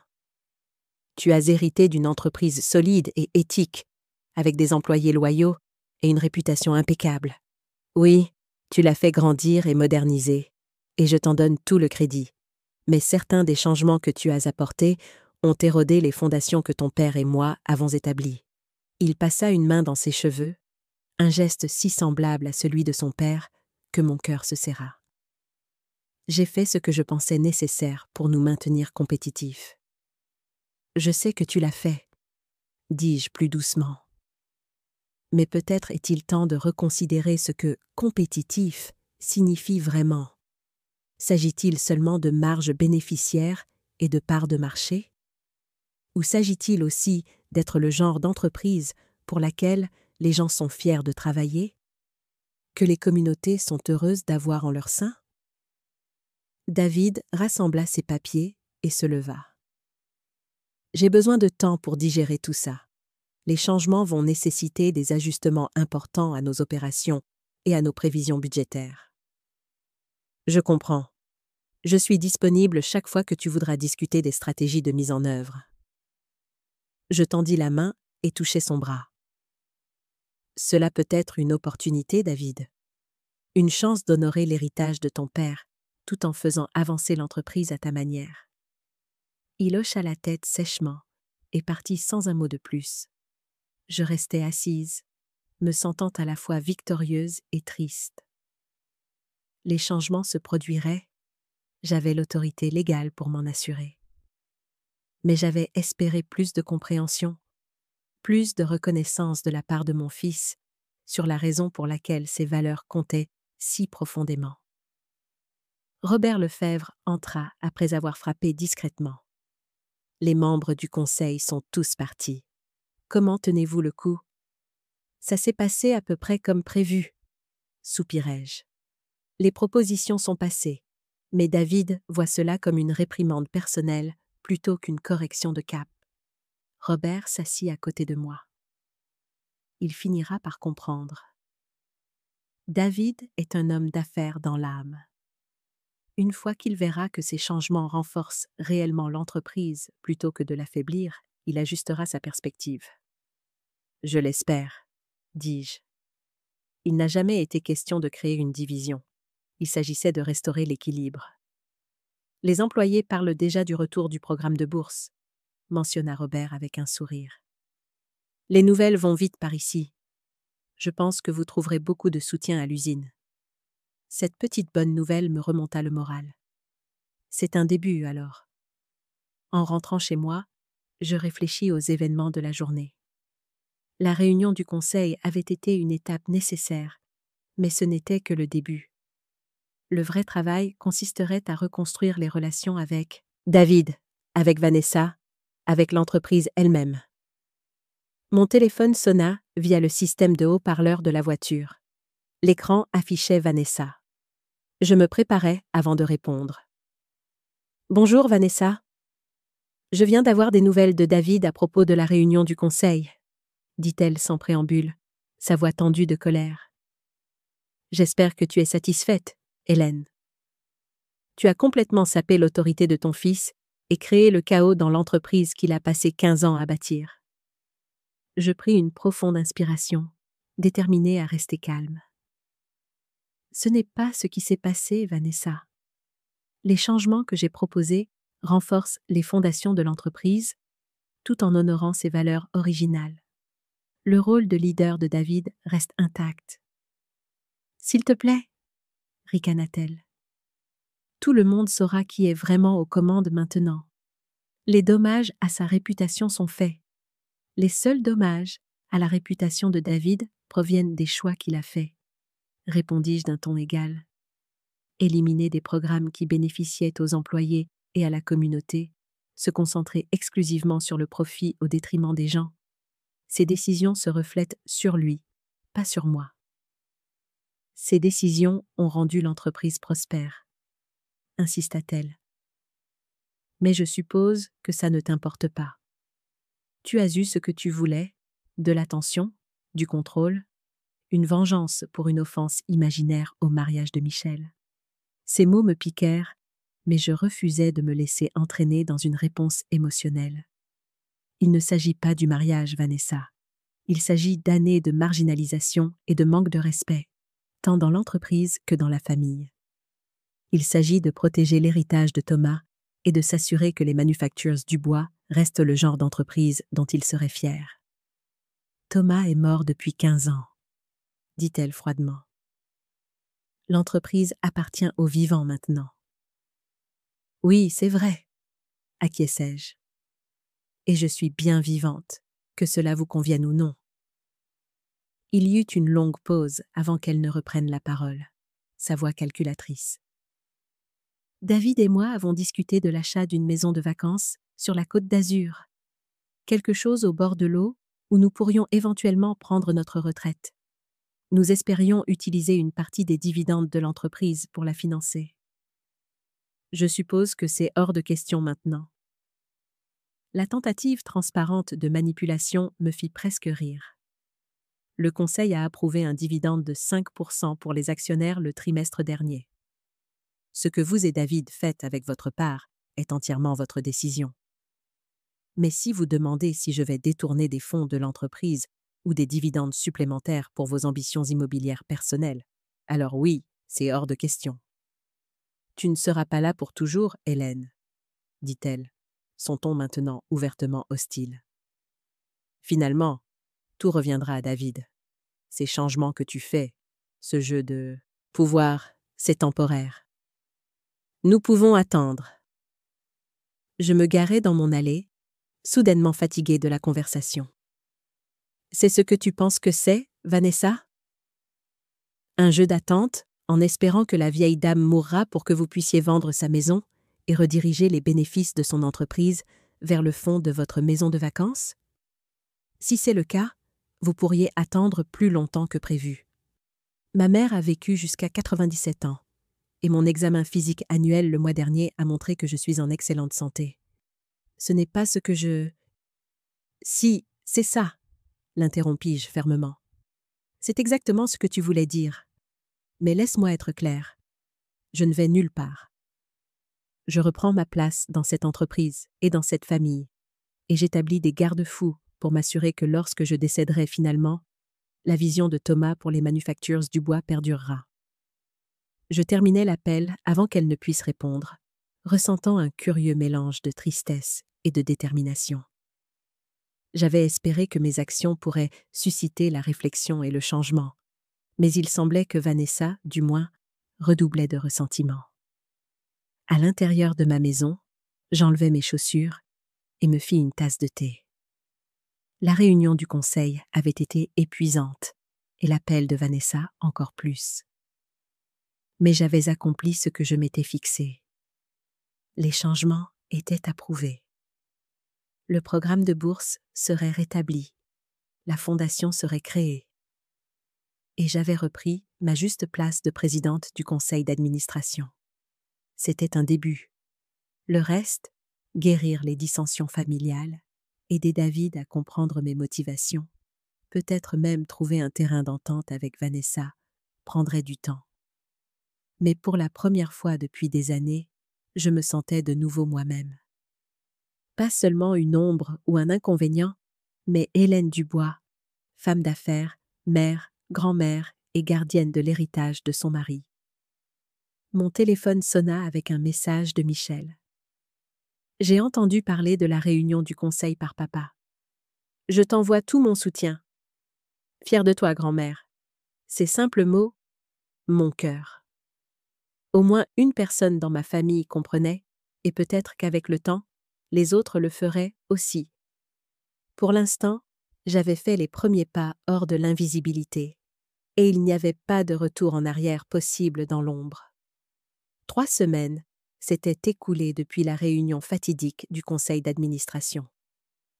Le printemps s'était pleinement épanoui à Lyon, mon jardin éclatant de couleurs comme pour célébrer mon propre renouveau. Les changements aux manufactures du bois étaient bien engagés. L'annonce du programme de bourse avait été accueillie avec enthousiasme par les employés. La fondation caritative était en cours de structuration juridique et Sandra Moreau avait officiellement rejoint le conseil, apportant de nouvelles perspectives et son expertise. Mais la réconciliation familiale s'avérait plus difficile que la restructuration de l'entreprise. David avait été professionnellement cordial, mais personnellement distant, participant aux réunions nécessaires et répondant aux emails, mais évitant les conversations privées. Vanessa était devenue complètement silencieuse, ne retournant pas mes appels ni ne répondant aux invitations à dîner. Selon Michel, ils avaient annulé leur projet de recherche de propriété sur la Côte d'Azur et l'atmosphère chez eux était tendue. Je n'avais pas voulu créer une rupture familiale, mais je n'étais pas prête à retourner dans l'invisibilité pour maintenir une fausse paix. Cette période douloureuse d'ajustement était nécessaire, comme pour remettre en place un os cassé afin qu'il puisse guérir correctement. Un mardi matin ensoleillé, alors que je prenais mon café sur ma terrasse, Gauthier le Duc appela. « Hélène, bonjour. J'espère que je ne dérange pas votre petit déjeuner. »« Pas du tout, Gauthier. Que puis-je faire pour vous ?» Il s'éclaircit la gorge. « J'ai reçu des informations préoccupantes. David a rencontré un autre cabinet d'avocats, Hamilton & Reed. Ils sont spécialisés dans les litiges de fiducie. » Mon estomac se serra. « Pensez-vous qu'il prépare une sorte de contestation judiciaire ? » « C'est possible, bien que je ne puisse imaginer sur quel motif il se baserait. Les documents de la fiducie sont en béton, et votre compétence mentale est hors de question. Sauf s'ils essaient de fabriquer des inquiétudes, dis-je, me souvenant des paroles hostiles de Vanessa. Nous pouvons attendre, ce serait extrêmement difficile et éthiquement discutable, m'assura Gauthier. Mais je pensais que vous devriez être au courant de ces réunions. Cela pourrait expliquer la distance récente de David. Après l'appel, je restais assise à regarder mon jardin, ressentant une profonde tristesse. Était-ce à cela que notre relation en était arrivée? À des manœuvres juridiques et des tentatives de prise de pouvoir? Que penserait Thomas de notre fils maintenant? Mon téléphone sonna de nouveau. Le numéro du bureau des manufactures Dubois. Madame Dubois, c'est Jennifer du bureau de Monsieur Lefebvre. Il y a eu un incident à l'usine et Monsieur Lefebvre a pensé que vous devriez être informé immédiatement. Mon cœur s'emballa. Quel genre d'incident? Quelqu'un est-il blessé? Non, madame, rien de tel. C'est... Elle hésita. Il vaudrait peut-être mieux que Monsieur Lefebvre vous explique. Il aimerait savoir si vous pouvez venir à l'usine ce matin. 1 heure plus tard, je traversais l'installation de production principale avec Robert Lefebvre, examinant l'incident. Pendant la nuit, quelqu'un était entré dans l'usine et avait accroché de grandes bannières dans tout l'espace de travail. On pouvait y lire « Merci, Hélène Dubois » et « Bienvenue à nouveau dans la famille Dubois ». L'équipe de nuit les a faites, expliqua Robert, incapable de cacher son sourire. Ils ont cotisé pour acheter le matériel. Quand la direction est arrivée ce matin, il y a eu une discussion sur le fait de les enlever. Mais j'ai pensé que vous devriez les voir d'abord. J'étais profondément touchée. Qui a autorisé cela? Personne, gloussa-t-il. C'est ce qui le rend spécial. C'était complètement spontané, les employés eux-mêmes. La nouvelle s'est répandue sur le retour du programme de bourse et le plan de participation aux bénéfices. Les gens sont enthousiastes, Hélène. Ils ont l'impression que l'entreprise retourne à ses racines. En marchant, des ouvriers s'arrêtaient pour me saluer, beaucoup partageant des histoires sur la façon dont le programme de bourse original avait aidé leur famille ou exprimant leur enthousiasme pour les avantages rétablis. Leur chaleur et leur appréciation me mirent les larmes aux yeux. « Madame Dubois » appela une voix familière. Franck Moulin s'approcha avec un groupe d'environ 20 employés. « Nous voulions vous donner ça. » Il me tendit une grande enveloppe. À l'intérieur se trouvait une carte faite à la main, signée par des centaines de travailleurs, me remerciant d'avoir ramené le cœur aux manufactures Dubois. Elle était accompagnée d'une photographie encadrée de Thomas et moi à la célébration du 20e anniversaire de l'usine, entourée d'employés souriants. « Nous avons trouvé ça dans les archives », expliqua Franck. « Nous avons pensé qu'elle devrait être à nouveau exposée en bonne place, pas coincée dans un débarras. » Je serrai le cadre, profondément ému. « Merci. Cela signifie plus que vous ne l'imaginez. Nous nous souvenons de ce que cette entreprise représentait, » dit une femme plus âgée du groupe. « Ma fille a pu faire ses études d'infirmière grâce au programme de bourse de Monsieur Dubois. Quand ils l'ont supprimé, beaucoup d'entre nous ont eu l'impression que l'âme avait quitté l'endroit. Eh bien, l'âme revient, leur promis-je. Les manufactures Dubois ont été construites sur l'idée qu'une entreprise devrait élever ses employés, pas seulement ses profits. Nous retournons à cette fondation. » Après avoir remercié tout le monde, Robert me raccompagna à ma voiture. « Il y a autre chose que vous devriez savoir, » dit-il doucement. « David n'est pas venu à l'usine de toute la semaine. Il travaille exclusivement depuis le bureau du centre-ville. » Je soupirai. « Il m'évite. » « Oui, mais c'est plus que ça. Je pense qu'il évite d'affronter les employés. L'enthousiasme suscité par ces changements fait paraître ses décisions précédentes. Eh bien, moins favorables aux employés. Je n'ai jamais voulu créer de division, dis-je. Surtout pas entre David et la main-d'œuvre. Je sais, hocha la tête Robert. Mais parfois, un changement positif nécessite d'abord un peu d'inconfort. David doit se réconcilier avec le fait que la vision de son père résonne encore chez ces gens, même après toutes ces années. Sur le chemin du retour, je contemplais ma prochaine action. La réaction des employés avait renforcé ma résolution. Je faisais ce qu'il fallait pour l'entreprise.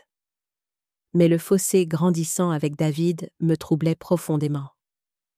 Quelles que soient les mesures qu'il pourrait prendre avec ses avocats spécialisés en litiges de fiducie, je devais essayer une fois de plus de le joindre personnellement, pas seulement en tant que PDG à présidente du conseil.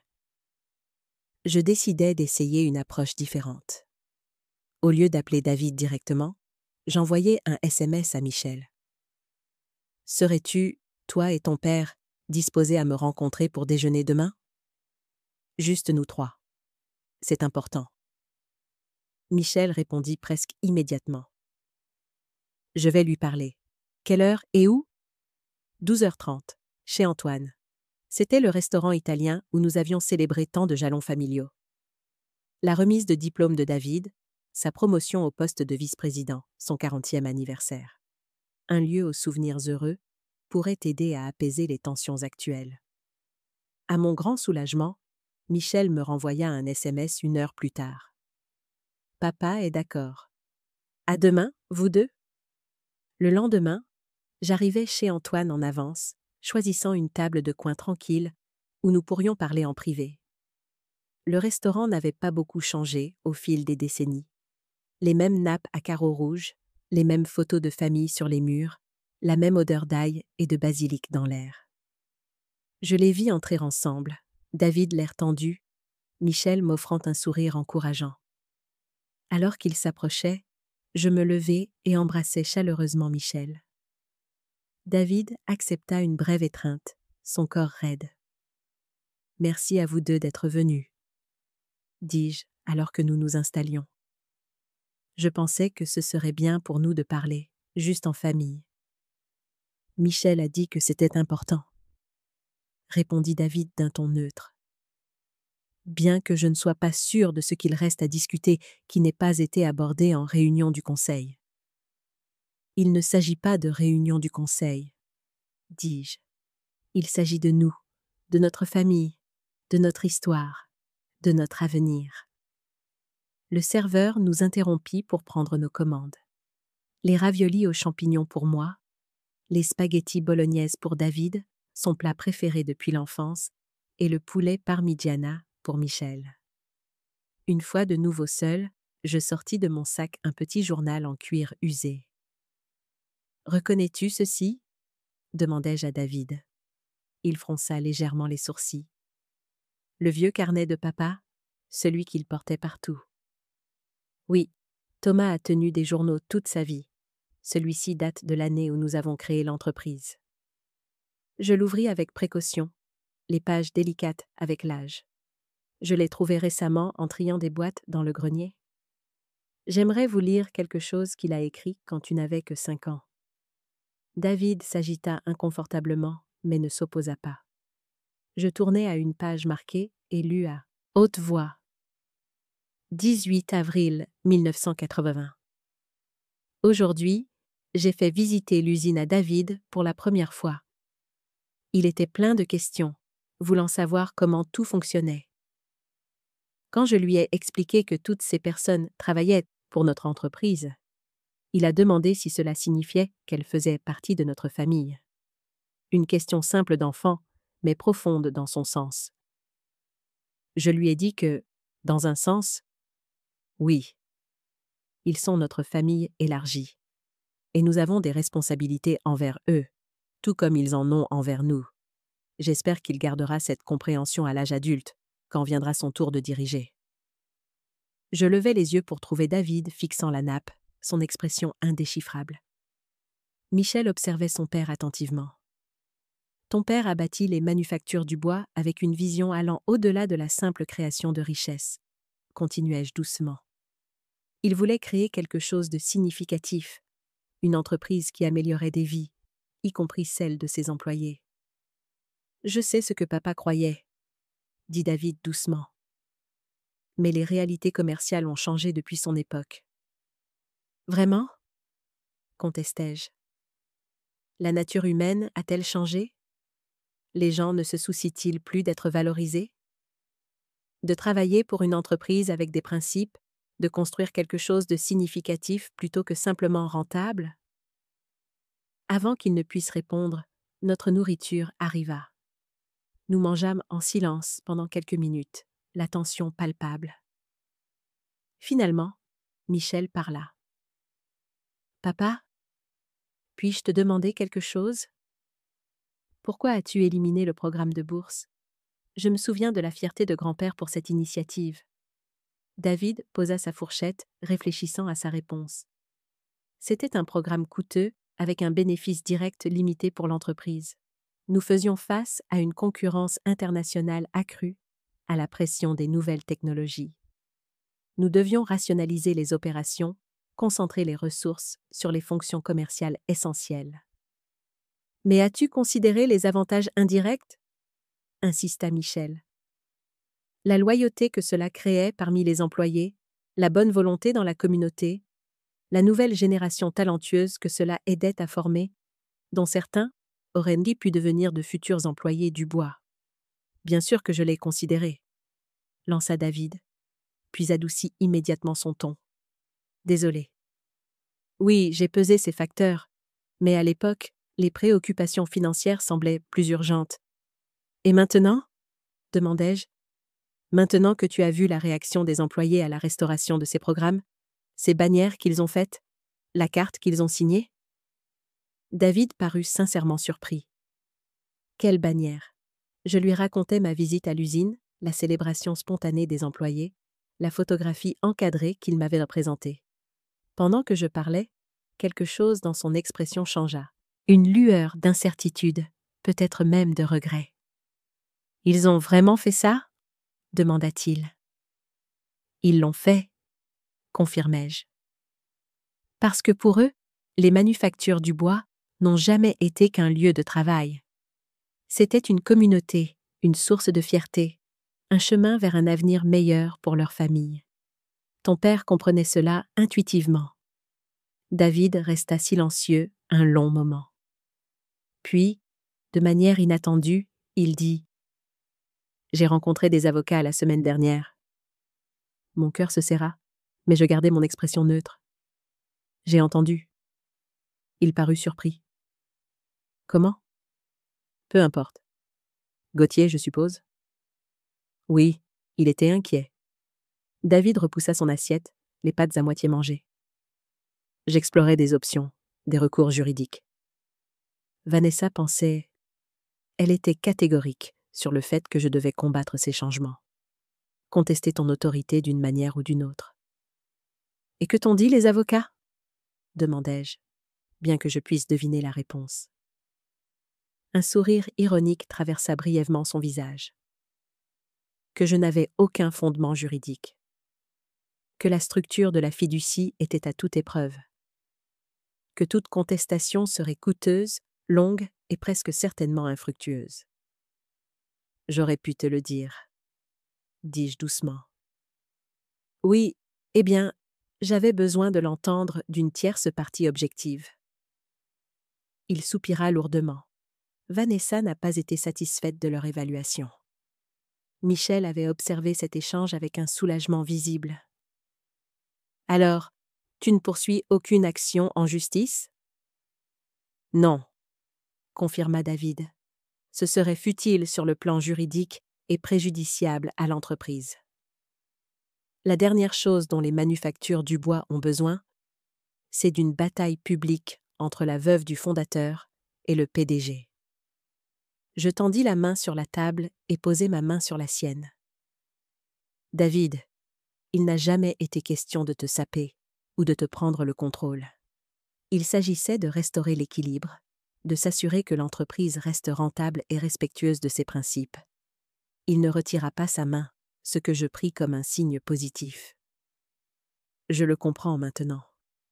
Je pense que lorsque tu es arrivé en faisant ces changements, j'ai eu l'impression que tu disais que j'avais échoué, que je n'avais pas été à la hauteur de l'héritage de papa. Ce n'était pas mon intention, l'assurai-je. Tu as accompli des choses remarquables avec l'entreprise, la croissance, l'expansion sur de nouveaux marchés, les innovations technologiques. Thomas serait incroyablement fier de ses réalisations. Je veux juste m'assurer que nous ne perdons pas de vue le fondement humain dans la poursuite du résultat net.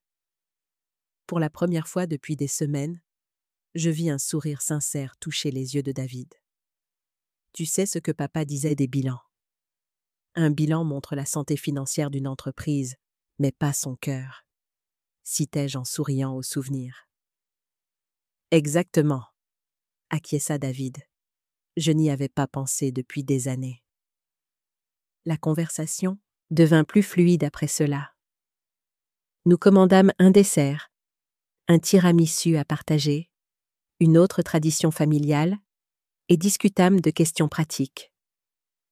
Comment mettre en œuvre le programme de bourse le plus efficacement possible, les initiatives communautaires potentielles que la nouvelle fondation pourrait soutenir, les moyens d'améliorer la communication entre la direction et les ouvriers de l'usine. Alors que nous nous préparions à partir, David hésita. « Maman ? À propos de Vanessa, elle est encore assez contrariée. Elle voit tout cela comme un défi direct à sa position dans la famille. » « Je comprends, » dis-je, bien que je pensasse en privé que les préoccupations de Vanessa avaient plus à voir avec l'argent et le contrôle qu'avec l'harmonie familiale. Donne-lui du temps et peut-être rappelle-lui qu'il y a de la place pour nous tous à table, littéralement et métaphoriquement. David hocha la tête, bien qu'il ait l'air sceptique. Nous organisons un dîner pour Michel et Sophie ce week-end. Voudrais-tu te joindre à nous ? L'invitation, bien que timide, ressemblait à une branche d'olivier. J'aimerais beaucoup. Merci. Alors que nous nous séparions devant le restaurant, David me fit un vrai câlin pour la première fois depuis la réunion du conseil. Je vais visiter l'usine demain, dit-il. Voir ces bannières par moi-même. Ils apprécieront, lui dis-je. Ils ont besoin de savoir que leur PDG les apprécie toujours. Michel resta en arrière alors que David se dirigeait vers sa voiture, me faisant un rapide pouce en l'air. « Ça s'est mieux passé que ce à quoi je m'attendais, » murmura-t-il. « Des progrès ?» acquiesçai-je. « Des petits pas. »« Papa a besoin de temps pour s'adapter à la nouvelle réalité, » dit Michel. « Et pour tenir un peu plus tête à maman. Ta mère a une forte personnalité, » reconnus-je diplomatiquement. Michel gloussa. « C'est une façon de le dire. Sophie l'appelle « la générale » dans son dos. Chaque famille a sa dynamique, dis-je. L'important, c'est que nous parlions à nouveau. La vraie guérison prend du temps. Le dîner chez David et Vanessa ce week-end fut, comme on pouvait s'y attendre, tendu mais civilisé. Vanessa était froidement polie, ne me parlant que lorsque c'était nécessaire et orientant les conversations vers des sujets neutres, la météo, les photos de lune de miel de Michel et Sophie, un nouveau restaurant en ville. Mais au moins, elle n'était pas ouvertement hostile, et elle m'avait réservé une place à la table principale, sans me reléguer dans un coin comme je m'y attendais à moitié. Plus encourageant était le comportement de David. Il semblait plus détendu, plus lui-même, partageant même quelques histoires sur sa récente visite à l'usine et l'accueil surprenant qu'il y avait reçu. Il s'avère que les employés étaient aussi heureux de me voir qu'ils l'étaient de voir maman, nous raconta-t-il au dessert. Franck Moulin m'a pris à part et m'a dit « C'est bon d'avoir les deux Dubois de retour là où ils doivent être. » Je n'avais pas réalisé à quel point je m'étais déconnectée des opérations quotidiennes, des gens qui fabriquent réellement nos produits. Le sourire de Vanessa se crispa. Les cadres ne sont pas censés micro-gérer les ateliers, chérie. C'est pour ça qu'on a des directeurs. Il ne s'agit pas de micro-gérer, répondit David avec une nouvelle assurance dans la voix. C'est une question de visibilité, de connexion. Papa disait toujours « On ne peut pas diriger des gens qu'on ne connaît pas. Je remarquais le subtil changement dans leur dynamique. David affirmait doucement, mais fermement, un point de vue différent de celui de Vanessa. Peut-être que notre conversation au déjeuner l'avait affecté plus profondément que je ne l'avais imaginé. Alors que la soirée touchait à sa fin, Vanessa disparut dans la cuisine pour faire du café, et Michel et Sophie sortirent pour admirer le jardin, nous laissant, David et moi, momentanément seuls dans le salon. « J'ai beaucoup réfléchi à cette entrée de journal que tu as lue, » dit-il doucement, sur la façon dont papa voyait l'entreprise comme une famille élargie. Il le croyait vraiment, confirmai-je. Ce n'était pas que des paroles pour lui. Je pense que j'ai perdu de vue cette perspective quelque part en chemin, admit David. La pression de croître, de concurrencer à l'échelle mondiale, de maximiser la valeur pour les actionnaires, ça devient dévorant. L'équilibre est toujours un défi en affaires, reconnus-je. Thomas a lutté avec ça aussi, surtout au début, quand la trésorerie était serrée. Mais il n'a jamais laissé les pressions financières l'emporter sur ses valeurs fondamentales. David hocha la tête d'un air pensif. J'ai visité le bureau des bourses hier. Nous avons déjà reçu 32 candidatures depuis que l'annonce a été faite. C'est merveilleux, dis-je, sincèrement ravi. L'une d'elles venait de la petite fille de Franck Moulin. Elle veut étudier l'ingénierie comme son père l'a fait grâce au programme de bourse original de papa. Son expression s'adoucit.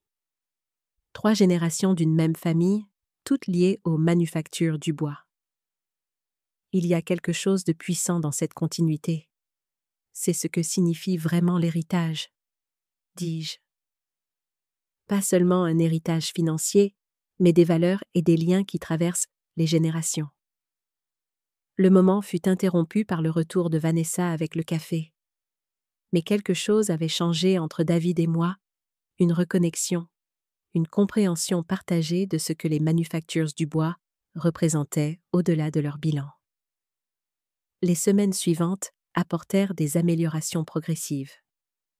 David et moi établîmes une réunion déjeuner régulière tous les jeudis, en dehors des affaires officielles du conseil, où nous pouvions discuter ouvertement des questions de l'entreprise et de la famille. Il commença à passer plus de temps à l'usine, rétablissant des liens avec les employés de longue date et s'informant de leurs préoccupations. Le programme de bourse rétabli fut officiellement lancé lors d'une cérémonie à l'usine où j'eus l'honneur d'annoncer les premiers bénéficiaires, 15 étudiants méritants, enfants d'employés du bois, qui recevraient une scolarité complète pour l'université ou la formation technique. La fierté sur les visages de leurs parents, l'enthousiasme des étudiants eux-mêmes, le sentiment de communauté lors de ce rassemblement, tout cela incarnait exactement ce que Thomas avait imaginé pour l'entreprise. Même Vanessa semblait s'adapter lentement à la nouvelle réalité. Bien que pas exactement chaleureuse, elle était devenue plus tolérante à ma présence lors des réunions de famille et avait même reconnu, un peu à contre-cœur, que la publicité positive générée par le programme de bourse et la nouvelle fondation était bonne pour l'image de l'entreprise. Un matin, au début de l'été, je reçus un visiteur inattendu. Robert Lefebvre appela de sa voiture, demandant s'il pouvait passer avec quelque chose d'important. 26 minutes plus tard, il était à ma porte, portant une grande enveloppe Kraft. J'ai trouvé ça en fouillant dans de vieux dossiers dans le débarras, expliqua-t-il, alors que nous étions assis dans ma véranda. J'ai pensé que vous devriez les avoir. À l'intérieur de l'enveloppe se trouvaient des photographies, des dizaines, des premiers jours des manufactures du bois. Thomas et moi posant la première pierre de la première usine. Nous deux, avec bébé David, au premier pique-nique de l'entreprise. Thomas s'adressant aux employés lors de diverses célébrations marquantes. Les premiers boursiers d'il y a 30 ans. C'est merveilleux, Robert, dis-je, l'émotion dans la voix. J'avais oublié beaucoup de ces moments. Il y a autre chose, dit-il en sortant un DVD. Un enregistrement vidéo du discours de Thomas à la célébration du 25e anniversaire. La qualité n'est pas excellente. Il a été transféré d'une vieille cassette VHS, mais ses paroles sont claires. Nous le regardâmes ensemble sur la télévision de mon salon. Thomas se tenait à un pupitre, l'air vibrant et en bonne santé, bien qu'il ne lui restât que 5 ans avant sa crise cardiaque fatale. Sa voix, si familière et regrettée, emplit la pièce.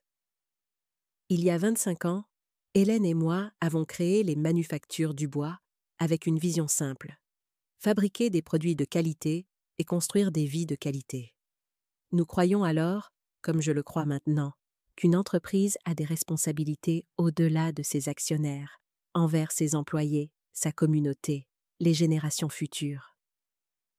Notre succès n'a jamais été mesuré uniquement en euros, mais dans les différences que nous avons faites, les familles soutenues, les études financées, les communautés renforcées. C'est le véritable héritage du bois, et c'est un héritage que j'espère voir perdurer longtemps après mon départ. La caméra fit un panoramique pour me montrer dans le public, plus jeune, mais reconnaissable, souriant fièrement, pendant que Thomas parlait. Puis, elle capta David, au début de la trentaine, hochant la tête en accord avec les paroles de son père. Quand la vidéo se termina, j'essuyai les larmes de mes yeux. Merci d'avoir trouvé ça, Robert. C'est un précieux rappel. Je pensais que peut-être David voudrait le voir aussi, suggéra doucement Robert. Parfois, nous avons besoin qu'on nous rappelle d'où nous venons pour voir clairement où nous devrions aller. Ce soir-là, j'appelai David et lui demandai si lui et Vanessa voulaient venir dîner le lendemain soir. À ma surprise, il accepta immédiatement, disant qu'il serait ravi.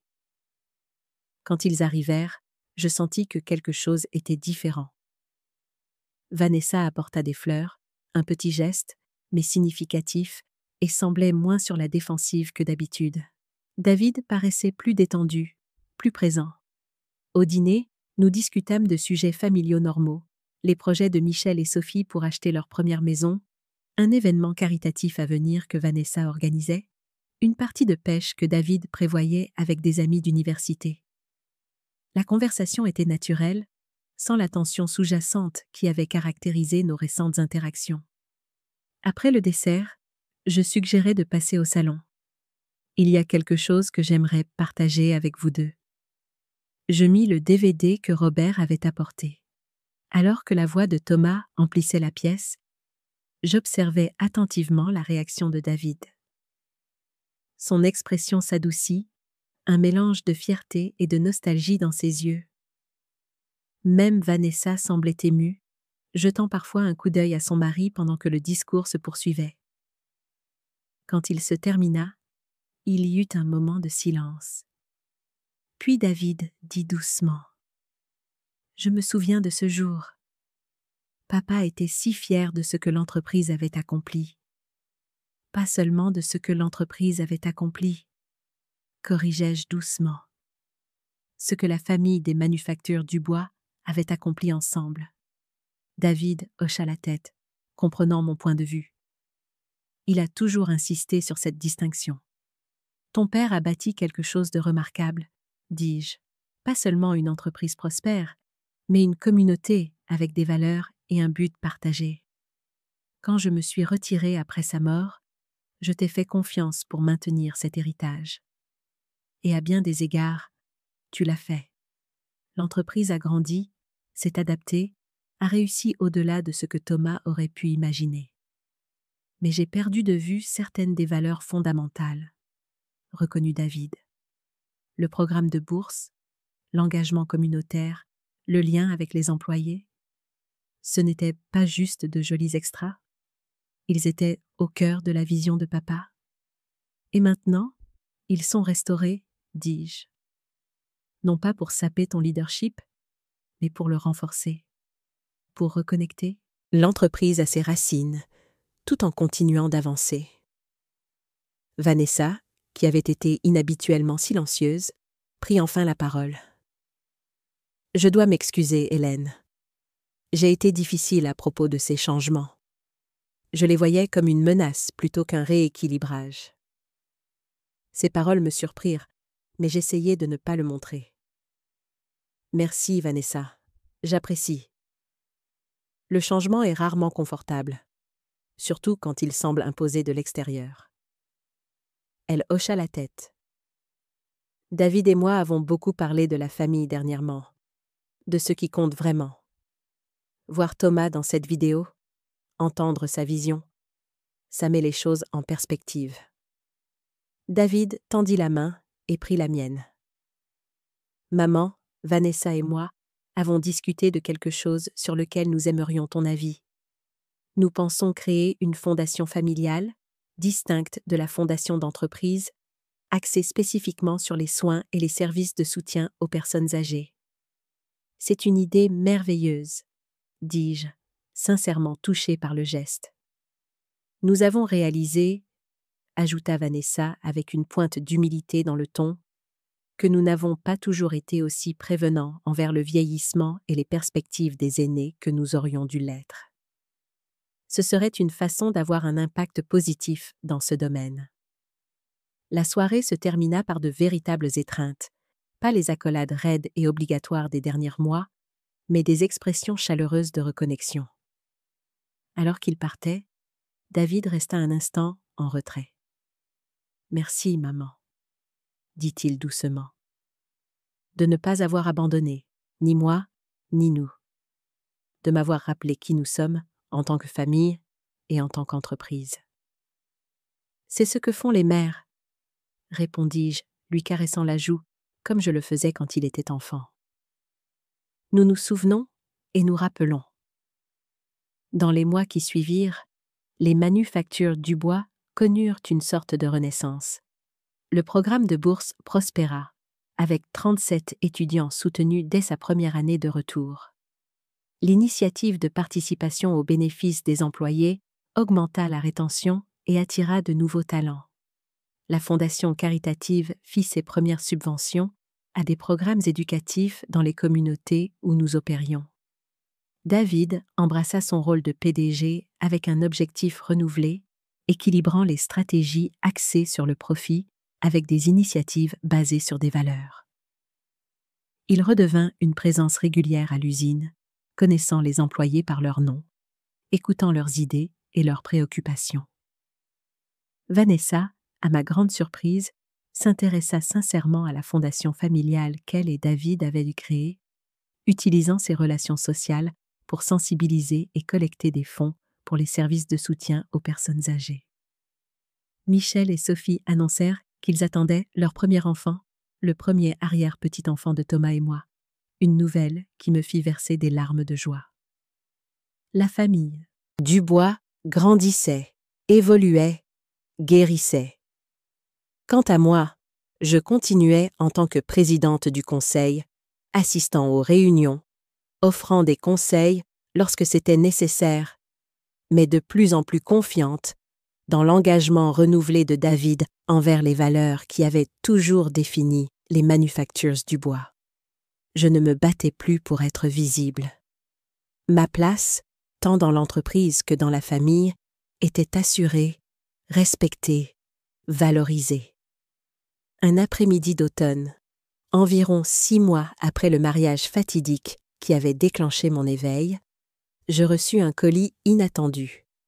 À l'intérieur se trouvait une belle plaque en bois, avec une plaque de laiton sur laquelle était gravé « Bâtiment Hélène Dubois », accompagnée d'une note manuscrite de David.